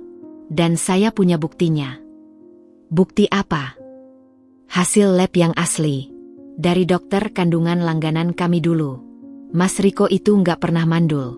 Della, hasilnya normal. Saya sudah cek ke dokter langsung. Dia sengaja bohong biar bisa cerai sama saya. Dan saya curiga, dia bohong juga sama Mbak. Della tak membalas lagi malam itu. Aku cemas setengah mati. Apa ia marah? Apa ia menganggapku pembuat fitnah? Tapi keesokan paginya, ia mengirimiku pesan singkat. Mbak Feni, saya mau ketemu Mbak. Bisa. Dan sejak saat itu, hubungan kami berubah. Della dan aku mulai sering bertemu. Diam-diam, di kafe-kafe sepi atau di rumah kontrakanku saat Mirza tidur. Setiap pertemuan, ia semakin terbuka tentang pernikahannya dengan Mas Riko. Dan setiap cerita yang ia bagi, membuatku semakin yakin bahwa laki-laki yang pernah kunikahi itu memang monster berkedok manusia. Vin, dia sering ngajak ribut soal anak, curhat Della suatu sore. Katanya dia mau anak cowok, tapi katanya dia khawatir anaknya nanti mandul juga. Awalnya aku nggak paham maksudnya. Sekarang aku tahu, dia trauma sama kebohongannya sendiri. Dia nggak pernah cerita detail soal perceraian kita. Enggak, katanya singkat aja. Kamu selingkuh, dia cerai. Aku percaya aja dulu. Bodoh ya? Enggak, Del. Kamu nggak bodoh. Kamu cuma percaya sama suami sendiri. Sekarang aku nggak percaya lagi. Vin, aku mau minta tolong. Apa? Aku mau bukti lab itu. Aku mau konfrontasi dia. Aku mau lihat mukanya waktu tahu kebohongannya terbongkar. Aku menggeleng. Bukan sekarang, Del. Tunggu waktu yang tepat. Kapan? Pas kamu udah siap. Pas kamu udah punya pegangan. Pas kamu udah nggak tergantung sama dia. Jangan konfrontasi kalau kamu masih tinggal di rumahnya, masih pakai uangnya, masih tergantung sama dia. Nanti kamu yang rugi. Della menatapku kagum. Kamu kuat ya, Vin? Dihadapi begini aja kamu bisa mikir jernih. Aku tersenyum getir. Bukan kuat, Del. Udah terlanjur hancur. Jadi nggak ada lagi yang bisa dihancurkan. Pertemuan demi pertemuan, aku terus menanamkan benih keraguan di hati Della. Bukan dengan kebohongan, tapi dengan fakta. Aku tunjukkan fotokopi hasil lab Mas Riko. Aku tunjukkan foto-foto pernikahan kami dulu. Aku cerita detail bagaimana ia berubah setelah menikah, bagaimana ia mulai sering pulang malam, bagaimana ia mulai dingin. Dan Della mengangguk-angguk, karena ia mengalami hal yang sama persis. Vin, aku mau pisah, katanya suatu hari. Tapi aku takut. Aku lagi hamil. Gimana nanti? Kamu punya orang tua, Del. Kamu punya warisan. Kamu nggak perlu takut. Aku dulu hamil, diusir. Gak punya apa-apa, aja bisa bertahan. Kamu pasti bisa. Della menangis. Aku memeluknya. Aneh rasanya, memeluk wanita yang dulu mungkin menjadi alasan Mas Riko menceraikanku. Tapi di sini, di hadapanku, ia bukan lagi pesaing. Ia korban yang sama. Korban dari laki-laki yang sama. Sejak itu, Della mulai mempersiapkan diri diam-diam. Ia memindahkan aset-aset atas namanya. Rumah yang mereka tempati ternyata atas nama orang tuanya. Jadi aman. Tabungannya ia pindahkan ke rekening baru yang tak diketahui Mas Riko. Ia juga mulai mengumpulkan bukti-bukti perselingkuhan Mas Riko. Dari chat, foto, struk hotel, semuanya. Aku mau pastikan dia nggak bisa berbuat apa-apa pas aku pergi, katanya suatu hari. Aku mengacungkan jempol. Pintar. Dan ketika Della semakin siap, ketika perutnya semakin besar, ketika Mas Riko semakin sering pulang malam, aku tahu waktunya semakin dekat. badai akan segera datang. Dan kali ini, aku hanya akan duduk di barisan depan, menonton pertunjukan itu dengan tenang. Sebab aku tahu, kehancuran Mas Riko tak perlu kutorch. Ia sedang membangunnya sendiri, dengan tangannya sendiri, dengan kebohongannya sendiri. Aku cuma membantu agar panggungnya siap. Persiapan Della berjalan lambat tapi pasti. Setiap pertemuan kami, ia selalu membawa kabar baru tentang keanehan perilaku Mas Riko. Suatu sore di kafe langganan kami, Della datang dengan wajah pucat dan mata sembab. Aku tahu ada sesuatu yang serius terjadi sebelum ia bahkan membuka mulut. "Vin, semalam aku hampir mati," bisiknya sambil memegang perut yang sudah semakin besar. Usia kandungannya sudah memasuki 8 bulan, dan ia tampak begitu rapuh di kursi seberangku. "Apa? Ada apa?" Aku meraih tangannya, merasakan dingin yang luar biasa. Dia marah, Vin. Marah besar. Entah kenapa, tiba-tiba pulang malam dengan bau alkohol. Wajahnya merah, matanya liar. Aku baru selesai sholat Isya, lagi pegang perut sambil baca Al-Quran. Dia masuk, lihat aku, lalu tiba-tiba dia teriak. Della berhenti, menelan ludah susah payah. Aku diam, memberinya waktu. Dia teriak, "Kamu juga sama aja kayak Fanny. Dasar perempuan nggak tahu diri. Pasti kamu juga selingkuh." Aku kaget, Vin. Nggak nyangka dia bisa ngomong gitu. Aku bilang, "Mas, aku lagi hamil anak Mas. Aku sholat, baca Quran, masa dibilang selingkuh?" Tapi dia nggak dengar. Dia tarik kerudungku, lempar ke lantai. Terus dia dorong aku. "Vin." Aku menutup mulut, menahan nafas. "Dia dorong kamu? Saat kamu hamil besar?" Della mengangguk, air mata mulai jatuh. Aku jatuh, Vin. Jatuh ke lantai. Perutku sakit, rasanya mau copot. Aku teriak minta tolong, tapi dia malah keluar rumah, naik mobil, pergi. Untung pembantuku dengar dan langsung telepon ibu. Ibu datang, bawa aku ke rumah sakit. Ya Allah, Della, terus bayinya. Alhamdulillah selamat, Vin. Tapi aku harus bedrest total sampai melahirkan.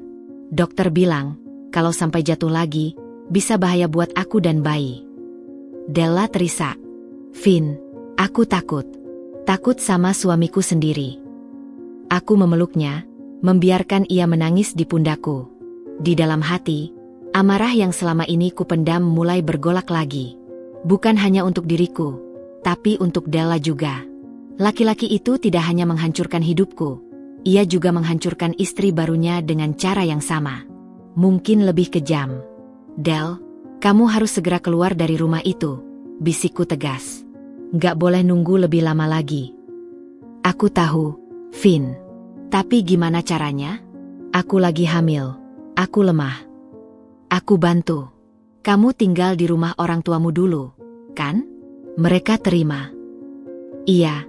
Mereka selalu bilang, kapanpun aku pulang, rumah mereka terbuka. Nah, itu. Sekarang kita rencanakan. Kamu kumpulkan semua barang berhargamu, dokumen penting, dan pergi diam-diam. Jangan bilang Mas Riko. Pergi saat dia kerja. Della mengangguk, lalu mengeluarkan ponselnya. "Vin, lihat ini." Aku screenshot semua chatnya dengan perempuan lain. Aku mengambil ponsel itu, membaca satu persatu. Isinya membuat bulu kuduku berdiri. Mas Riko ternyata punya setidaknya 3 wanita simpanan. Salah satunya bahkan sudah berlangsung setahun, sejak sebelum ia menikahi Della. Chat mereka penuh dengan rayuan gombal, janji-janji manis, dan yang paling parah, ia sering membandingkan Della dengan wanita-wanita itu. "Istriku sekarang manja banget, hamil dikit aja ngeluh melulu. Kamu lebih pengertian. Nanti kalau kamu hamil, aku jagain kamu, sayang. Bukan kayak Della yang lebay." Aku nikah sama Della cuma karena hartanya orang tuanya. Sayang, kamu yang di hati. Aku membaca dengan perasaan campur aduk. Jijik, marah, tapi juga puas. Karena bukti-bukti ini akan menjadi senjata makan tuan. "Del, ini bukti emas. Simpan baik-baik. Screenshot semua. Backup ke cloud, kasih juga ke orang tuamu. Jangan sampai hilang. Della mengangguk patuh. Matanya yang tadinya redup, kini mulai berbinar. Bukan binar kebahagiaan, tapi binar tekad. Seminggu kemudian, rencana itu berjalan. Saat Mas Riko pergi keluar kota untuk urusan bisnis, Della diam-diam mengemasi barang-barangnya. Dengan bantuan dua kakaknya, ia memindahkan semua dokumen penting, perhiasan, dan pakaian ke rumah orang tuanya. Ia hanya meninggalkan barang-barang Mas Riko di rumah itu, sendirian, sepi, tanpa penghuni. Sore harinya, ia mengirimiku pesan. "Vin, aku sudah di rumah orang tua. Aman. Sekarang tinggal tunggu dia pulang dan tahu rumahnya kosong." Aku membalas dengan emotikon tersenyum. "Hati-hati, Del. Jangan lengah." 3 hari kemudian, badai itu datang. Della mengirimiku rekaman suara panjang. Ia sedang merekam percakapannya dengan Mas Riko melalui telepon. Suara Mas Riko terdengar terbata-bata, campuran antara marah dan panik. "Del, kamu di mana? Rumah kok kosong?" "Aku di rumah orang tua, Mas." "Ngapain di rumah orang tua?" "Pulang. Sekarang juga." "Maaf, Mas. Aku nggak mau pulang." "Enak aja. Kamu istriku. Harus pulang." "Mas Riko, aku tahu semuanya. Aku tahu tentang Feni. Aku tahu tentang anak itu, Mirza. Aku tahu hasil lab kamu yang asli. Dan aku tahu tentang 3 wanita simpanan kamu." Hening. Beberapa detik yang terasa seperti jam. Del, dengerin." "Enggak. Kalau mau ngomong di depan pengacara." Telepon ditutup. Aku membayangkan wajah Mas Riko saat itu. Mungkin pucat pasi. Mungkin tangannya gemetar. Mungkin ia baru sadar bahwa permainannya sudah tamat. Keesokan harinya, Della mengirimiku kabar bahwa ia sudah mendaftarkan gugatan cerai ke pengadilan agama. Alasan, kekerasan dalam rumah tangga dan perselingkuhan. Bukti-bukti yang ia kumpulkan, foto lebam di lengannya, rekaman suara, screenshot chat, semuanya sudah diserahkan ke kuasa hukumnya. Mas Riko jelas kaget setengah mati. Ia datang ke rumah orang tua Della, memohon-mohon, meratap, bahkan sampai berlutut di depan pagar. Tapi Della tak mau menemuinya. Ia hanya mengirim pesan singkat. "Mas, kau lakukan ini semua pada Feni dulu. Sekarang kau lakukan padaku. Aku nggak mau jadi korban berikutnya. Urus semuanya di pengadilan." Aku membaca pesan itu saat Della men-share padaku. Ada perasaan aneh di dadaku. Puas? Lega? Mungkin campuran keduanya. Tapi juga ada sedikit iba. Untuk Della yang harus melalui ini semua. Untuk diriku yang dulu. Untuk semua wanita yang pernah terluka oleh laki-laki seperti Mas Riko. Sidang pertama digelar 2 minggu kemudian. Aku tak hadir. Tapi Della bercerita detail. Mas Riko datang dengan pengacara mahal. Tampang percaya diri. Tapi saat jaksa membacakan bukti-bukti, percaya diri itu runtuh seketika. Saat foto-foto perselingkuhannya ditunjukkan, beberapa orang di ruang sidang berbisik-bisik. Saat rekaman suaranya diputar, di mana ia mengancam Della dengan kata-kata kasar, hakim menggeleng-geleng kepala. Dan saat Della menunjukkan hasil lab asli Mas Riko yang kuberikan, bukti bahwa ia tak pernah mandul, ruang sidang gempar. Istri pertama saudara dituduh selingkuh dan diusir saat hamil. Padahal saudara tahu anak itu adalah anak saudara sendiri. Tanya hakim ketua dengan nada dingin. Mas Riko tak bisa menjawab. Ia hanya menunduk, wajahnya merah padam. Dari situlah berita mulai menyebar. Media sosial ramai membahas persidangan ini. Grup-grup arisan, grup pengajian, grup kompleks, semua membahas. Judulnya bermacam-macam, tapi intinya sama. Suami kejam yang menuduh istri selingkuh padahal dirinya sendiri pembohong. Nama Mas Riko jadi bahan gunjingan di mana-mana. Bisnis propertinya mulai ditinggalkan klien. Rekan-rekannya menarik diri. Beberapa proyek yang sedang berjalan batal kontrak. Nama baik yang selama ini ia bangun runtuh dalam semalam. Della menangis saat menceritakan ini padaku. Bukan karena sedih, tapi karena lega. Vin, akhirnya semua orang tahu. Aku memeluknya. Kamu hebat, Del. Kamu berani. Sidang berikutnya, Della menang. Hakim mengabulkan gugatan cerainya dengan berbagai pertimbangan. Kekerasan dalam rumah tangga, perselingkuhan, dan kebohongan berulang. Mas Riko diwajibkan membayar nafkah iddah dan mut'ah yang cukup besar, meskipun Della tak terlalu membutuhkan uang itu. Yang terpenting, hak asuh anak yang akan lahir jatuh sepenuhnya pada Della. Mas Riko keluar dari ruang sidang dengan wajah hancur. Wartawan lokal yang meliput kasus ini langsung mengerubutinya. Pak Riko, bagaimana tanggapan Bapak soal tuduhan perselingkuhan? Pak Riko, benarkah Bapak mengusir istri pertama saat hamil? Pak Riko, apa Bapak menyesal? Ia tak menjawab. Ia hanya berjalan cepat, masuk ke mobil, dan pergi meninggalkan kerumunan. Tapi di balik kaca mobil yang gelap, aku yakin ia melihat bayanganku. Karena saat itu, tanpa sengaja, aku sedang duduk di kafe seberang pengadilan, bersama Della yang baru saja keluar. Matanya sempat bertemu mataku. Dan untuk pertama kalinya, aku melihat ketakutan murni di sana. Bukan ketakutan pada hukum, tapi ketakutan pada kebenaran yang akhirnya terungkap. Sore itu, Della mengirimiku pesan. Vin, terima kasih. Tanpa kamu, aku nggak akan tahu semuanya. Aku nggak akan punya keberanian. Aku membalas, kamu yang berani, Del. Aku cuma kasih informasi. Kamu yang memutuskan. Vin, aku mau minta maaf. Mungkin dulu aku, tanpa sengaja, jadi alasan dia ninggalin kamu. Aku nggak tahu kalau dia udah dekat sama aku sebelum cerai. Aku nggak tahu. Del, stop. Kamu nggak perlu minta maaf. Kamu juga korban. Kita sama-sama kena tipu dia. Sekarang kita sama-sama selamat. Itu yang penting. Della mengirim stiker pelukan. Aku membalasnya. Malam itu, setelah Mirza tidur, aku duduk di teras kos, memandangi langit malam. Bulan sedang purnama, bundar sempurna. Angin malam berbisik lembut.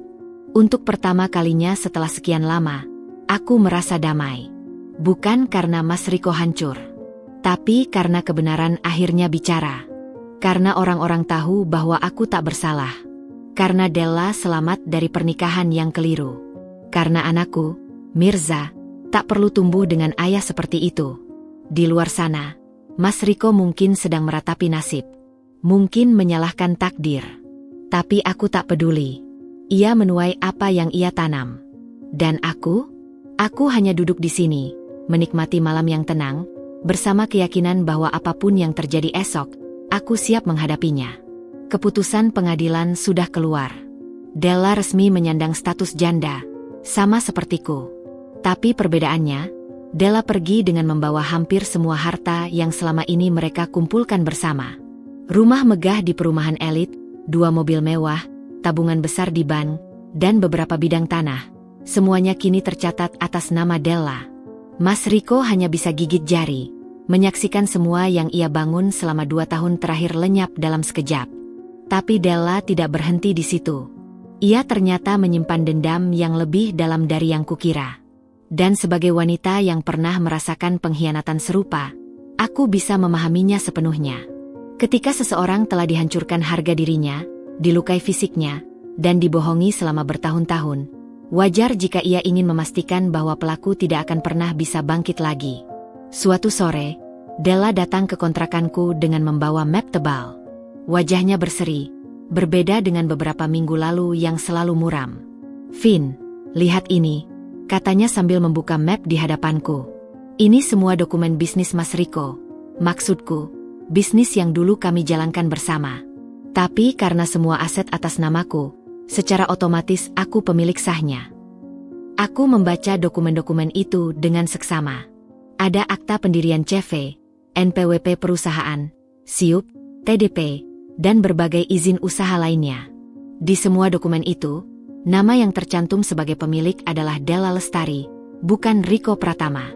Kamu mau apa dengan ini semua? Tanyaku hati-hati. Della tersenyum. Senyum yang sama sekali tidak hangat. Aku mau memastikan dia tidak bisa menggunakan identitas perusahaannya lagi. Aku akan cabut semua izin usaha ini. Aku akan bekukan semua rekening perusahaan. Aku akan laporkan ke semua relasi bisnis bahwa dia tidak lagi berhak mengatasnamakan CV ini. Aku terkesiap. Itu berarti menghancurkan seluruh sumber penghasilan Mas Riko. Del, kamu yakin? Ini langkah yang berat. Aku sangat yakin, Vin. Matanya tajam menatapku. Kamu tahu apa yang dia lakukan setelah sidang kemarin? Dia datang ke rumah orang tuaku, minta maaf, minta aku kembali. Katanya dia akan berubah. Katanya dia sayang sama anak yang akan lahir. Tapi pas aku tanya soal wanita simpanannya, dia malah marah lagi. Dia bilang itu cuma iseng, nggak serius. Bayangkan, Vin. Selingkuh dari istri yang sedang hamil, dia sebut iseng. Aku menggeleng. Dia memang nggak akan pernah berubah. Makanya aku harus pastikan dia nggak punya apa-apa lagi. Biar dia merasakan bagaimana rasanya di titik nol. Seperti aku dulu saat tahu semua kebohongannya. Seperti kamu dulu saat diusir dengan tangan kosong. Della benar. Dan aku tak bisa menghentikannya. Bahkan jika aku bisa, mungkin aku tak akan mau. 2 minggu kemudian, eksekusi rencana Della dimulai. Langkah pertama, ia mengirimkan surat pemberitahuan ke semua klien dan relasi bisnis CV mereka. Isinya singkat dan padat. Dengan ini diberitahukan bahwa saudara Riko Pratama tidak lagi berhak mewakili CV Lestari Propertindo. Segala transaksi yang dilakukan atas namanya setelah tanggal surat ini bukan tanggung jawab CV. Surat itu dikirim via email, WhatsApp, dan pos. Della memastikan semua pihak menerimanya. Ia bahkan memasang iklan kecil di koran lokal, mengumumkan hal yang sama. Reaksinya cepat dan brutal. Proyek-proyek yang sedang berjalan langsung dihentikan sementara. Klien yang sudah menandatangani kontrak membatalkannya. Rekanan yang akan bekerja sama menarik diri. Dalam sekejap, CV Lestari Propertindo yang selama 2 tahun terakhir menjadi kebanggaan Mas Riko, berhenti beroperasi.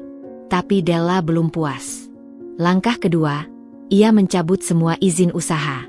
Ia datang ke kantor pelayanan terpadu, ke dinas perizinan, ke notaris, dan mengurus pembatalan semua dokumen. Semua atas dasar bahwa sebagai pemilik sah, ia berhak mencabut izin usaha yang telah ia berikan. Langkah ketiga, ia membekukan rekening perusahaan. Dengan membawa dokumen lengkap dan akta cerai yang sudah berkekuatan hukum tetap, ia datang ke bank dan memblokir semua akses Mas Riko ke rekening CV. Tabungan perusahaan yang jumlahnya mencapai ratusan juta rupiah, yang selama ini dikelola Mas Riko, kini hanya bisa diakses Della. Langkah terakhir, yang paling cerdas, adalah menyebarkan informasi ke semua asosiasi pengusaha properti di kota itu. Della punya kenalan di beberapa organisasi, dan ia memanfaatkannya dengan baik. Ia mengirimkan bukti-bukti persidangan, berita-berita tentang kekerasan dalam rumah tangga yang dilakukannya, dan tentu saja, informasi tentang perselingkuhannya. Dalam waktu singkat, nama Mas Riko masuk daftar hitam tidak resmi di kalangan pengusaha properti. Vin, kamu nggak akan percaya, kata Della suatu hari sambil tertawa kecil. Ada rekanan yang dulu dekat banget sama dia, sekarang kabur. Katanya, maaf Mbak Della, kami nggak mau kerja sama dengan orang yang nggak punya integritas. Kasihan juga sebenarnya, kataku ragu. Dia sekarang jatuh bangun sendiri. Kasihan.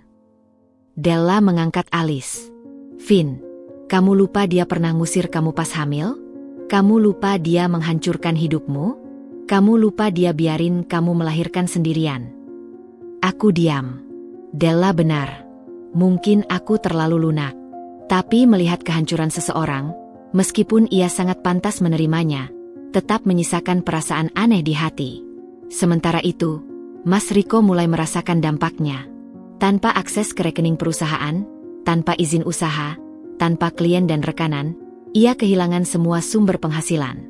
Proyek-proyek yang sudah berjalan mangkrak. Klien yang sudah membayar uang muka menuntut pengembalian dana. Vendor dan kontraktor yang sudah bekerja menagih pembayaran yang tak bisa ia penuhi. Mas Riko terpaksa menjual aset pribadi yang tersisa, mobil pribadinya, beberapa perhiasan yang sempat ia sembunyikan, bahkan jam tangan mewah kesayangannya. Tapi itu semua tidak cukup. Utang menumpuk di mana-mana. Orang-orang mulai datang ke rumahnya yang kini kosong, menagih dengan cara yang tidak selalu baik. Dari tetangga lama yang masih baik padaku, aku mendengar kabar bahwa Mas Riko pindah ke kontrakan kecil di pinggiran kota.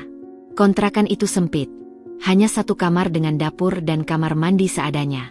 Jauh berbeda dari rumah megah yang dulu ia tinggali. Kasihan, Vin, kata Bu RT saat bercerita. Dulu dia sombong banget, pamer mobil baru tiap tahun. Sekarang, naik motor butut, itu pun pinjam tetangga. Aku hanya tersenyum tipis. Hidup memang penuh kejutan, Bu. Tapi Della masih punya satu rencana lagi. Rencana terakhir yang akan memastikan bahwa Mas Riko tidak akan pernah bisa membangun bisnis lagi. Suatu malam, ia meneleponku dengan suara penuh semangat. Vin, aku baru dapat ide. Aku akan lapor dia ke polisi. Lapor? Kasus apa? Penggelapan. Selama ini dia mengelola uang perusahaan seenaknya. Ada beberapa transaksi yang gak tercatat. Uang masuk ke rekening pribadinya. Aku punya buktinya, Vin. Aku sudah kumpulkan dari laporan bank dan catatan yang diam-diam aku foto. Aku tertegun. Ini langkah yang sangat berat.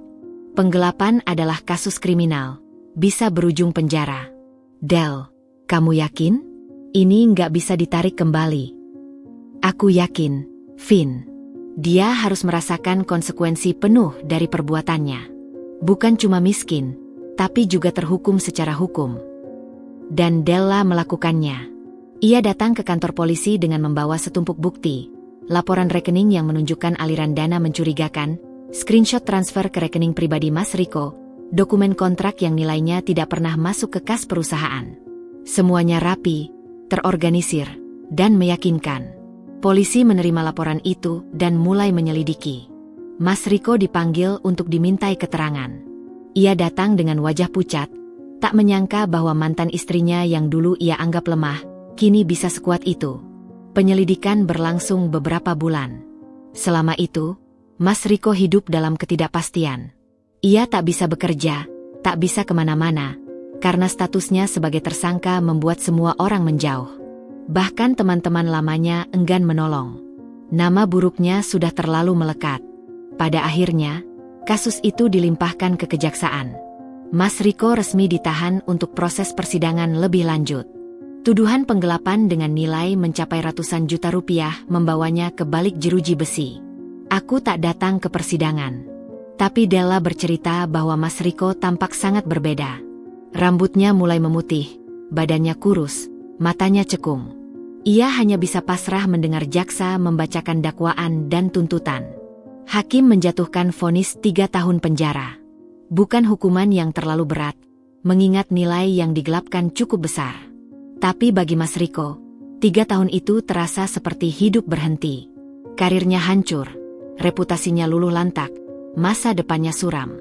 Saat mendengar vonis itu, Della menangis. Bukan karena sedih, tapi karena lega. Vin, akhirnya dia mendapat ganjaran yang setimpal. Aku memeluknya erat. Kita berdua selamat, Del. Kita berhasil. Malam itu, di kamar kontrakanku, aku duduk termenung setelah Mirza tidur. Pikiranku melayang pada perjalanan panjang 3 tahun terakhir. Dari wanita hamil yang diusir dengan hina, ibu tunggal yang berjuang di kontrakan sempit, hingga akhirnya bisa duduk tenang melihat kebenaran ditegakkan. Bukan aku yang menghancurkan Mas Riko. Ia menghancurkan dirinya sendiri dengan keserakahan, kebohongan, dan kekejamannya. Aku dan Della hanya membuka pintu agar dunia bisa melihat siapa dia sebenarnya. Di luar, hujan turun deras. Aroma tanah basah masuk lewat celah jendela, sama seperti malam saat Mirza lahir. Tapi kali ini, aku tak menangis. Aku hanya tersenyum, memandangi anakku yang tertidur pulas dengan lesung pipit di dagunya. Satu-satunya warisan dari ayahnya yang layak ia miliki. Keesokan harinya, aku mendapat kabar bahwa Mas Riko dijenguk seseorang di rutan. Ibunya, yang selama ini jarang kudengar kabarnya, datang membawakan makanan. Katanya, ibunya menangis terseduh-seduh melihat keadaan anak semata wayangnya. Tapi Mas Riko hanya diam, tak mampu berkata-kata. Aku tak punya simpati untuknya. Tapi untuk ibunya, aku sedikit iba. Seorang ibu yang harus melihat anaknya jatuh begitu dalam. Mungkin itu juga bagian dari karma, bahwa kehancuran seseorang tak hanya melibatkan dirinya, tapi juga orang-orang di sekitarnya yang tak bersalah. Beberapa bulan kemudian, Della melahirkan seorang bayi perempuan yang cantik. Ia menamainya Kirana, cahaya. Katanya, anak itu menjadi cahaya di tengah kegelapan yang ia lalui. Aku datang menjenguk, membawa hadiah kecil untuk Kirana. Della tersenyum lebar saat melihatku. "Vin, kamu jadi ibu baptisnya, ya?" katanya bercanda. Aku tertawa. "Aku bukan Kristen, Del." "Ya udah, ibu angkatnya. Pokoknya kamu harus jadi bagian dari hidup Kirana." Aku mengangguk, memeluk bayi mungil itu dengan hati-hati.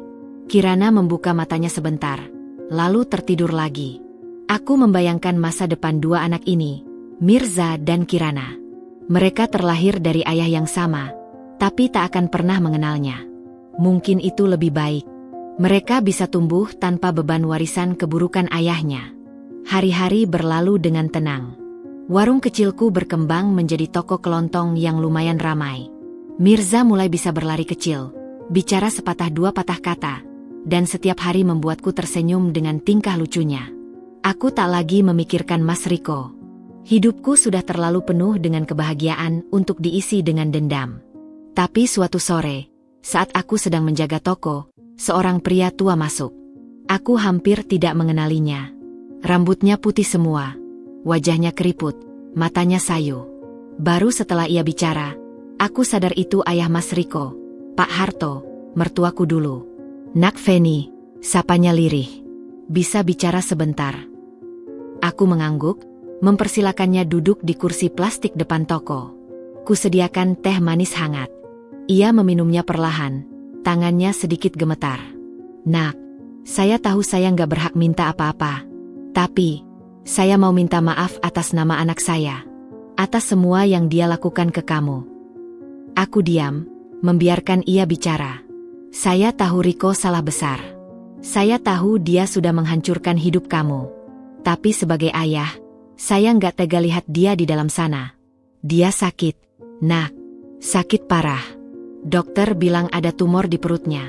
Mungkin karena stres, mungkin karena pola hidup, saya nggak tahu." Hatiku berdesir, tapi tetap diam.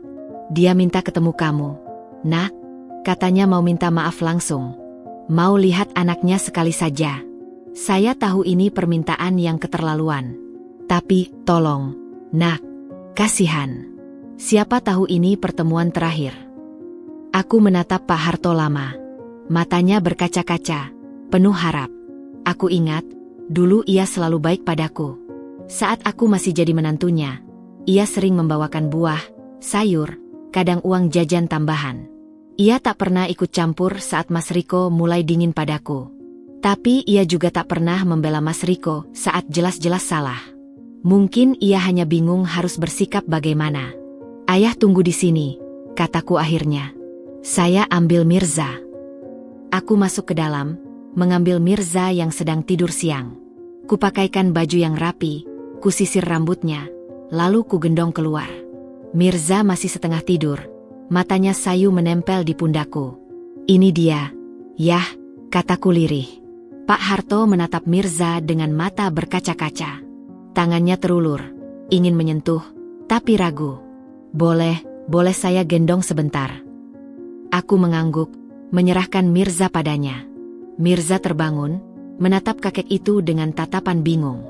Tapi karena aku tersenyum padanya, ia diam saja, membiarkan dirinya digendong. "Mirza, cucu saya," bisik Pak Harto dengan suara bergetar. "Maafkan kakek, Nak. Maafkan kakek yang gak bisa jaga ayahmu. Maafkan kakek yang terlalu lemah untuk mencegah semua ini." Aku berpaling, menahan tangis. Bukan untuk Mas Riko, tapi untuk Pak Harto. Ia tak bersalah dalam semua ini. Ia hanya ayah yang harus melihat anaknya hancur karena kesalahan sendiri. Setelah beberapa saat, Pak Harto mengembalikan Mirza padaku. Ia menyeka matanya dengan punggung tangan. "Terima kasih, Nak. Terima kasih sudah mau menemui saya.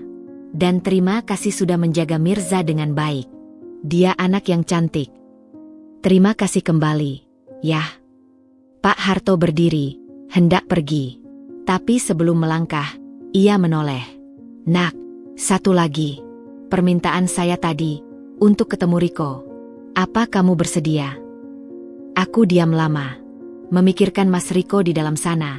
Sakit, mungkin sekarat. Memikirkan masa lalu yang penuh luka. Memikirkan masa depan yang sudah kubangun tanpa dirinya. "Yah, saya pikir dulu," kataku akhirnya. "Saya nggak bisa janji." Pak Harto mengangguk pasrah.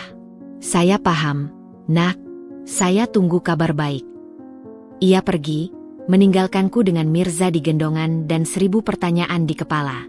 Malam itu, setelah Mirza tidur, aku duduk lama di teras. Aku teringat nasihat ayah dulu, jangan sampai niat baikmu berubah jadi dendam. Dendam itu nggak baik. Tapi apakah ini soal dendam? Atau soal keadilan? Atau soal pengampunan? Aku tak tahu. Yang ku tahu, di dadaku kini tidak ada lagi amarah. Yang tersisa hanyalah kehampaan saat mengingat Mas Riko. Ia telah menjadi orang asing bagiku. Luka yang dulu perih, kini hanya bekas luka yang tak lagi terasa. Aku mungkin akan mengunjunginya. Bukan karena aku peduli, tapi karena aku ingin menutup buku ini dengan baik. Aku ingin melihat matanya, mendengar perminta maafnya, lalu pergi dan tak pernah kembali.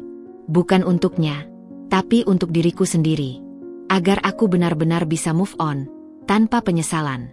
Tapi untuk saat ini, aku hanya ingin duduk di sini, menikmati malam yang tenang, bersama keyakinan bahwa apapun yang kupilih nanti, itu akan menjadi keputusan terbaik untukku dan Mirza. Di luar, bulan bersinar terang. Aku tersenyum. Hidup terus berjalan. Dan aku siap menjalaninya.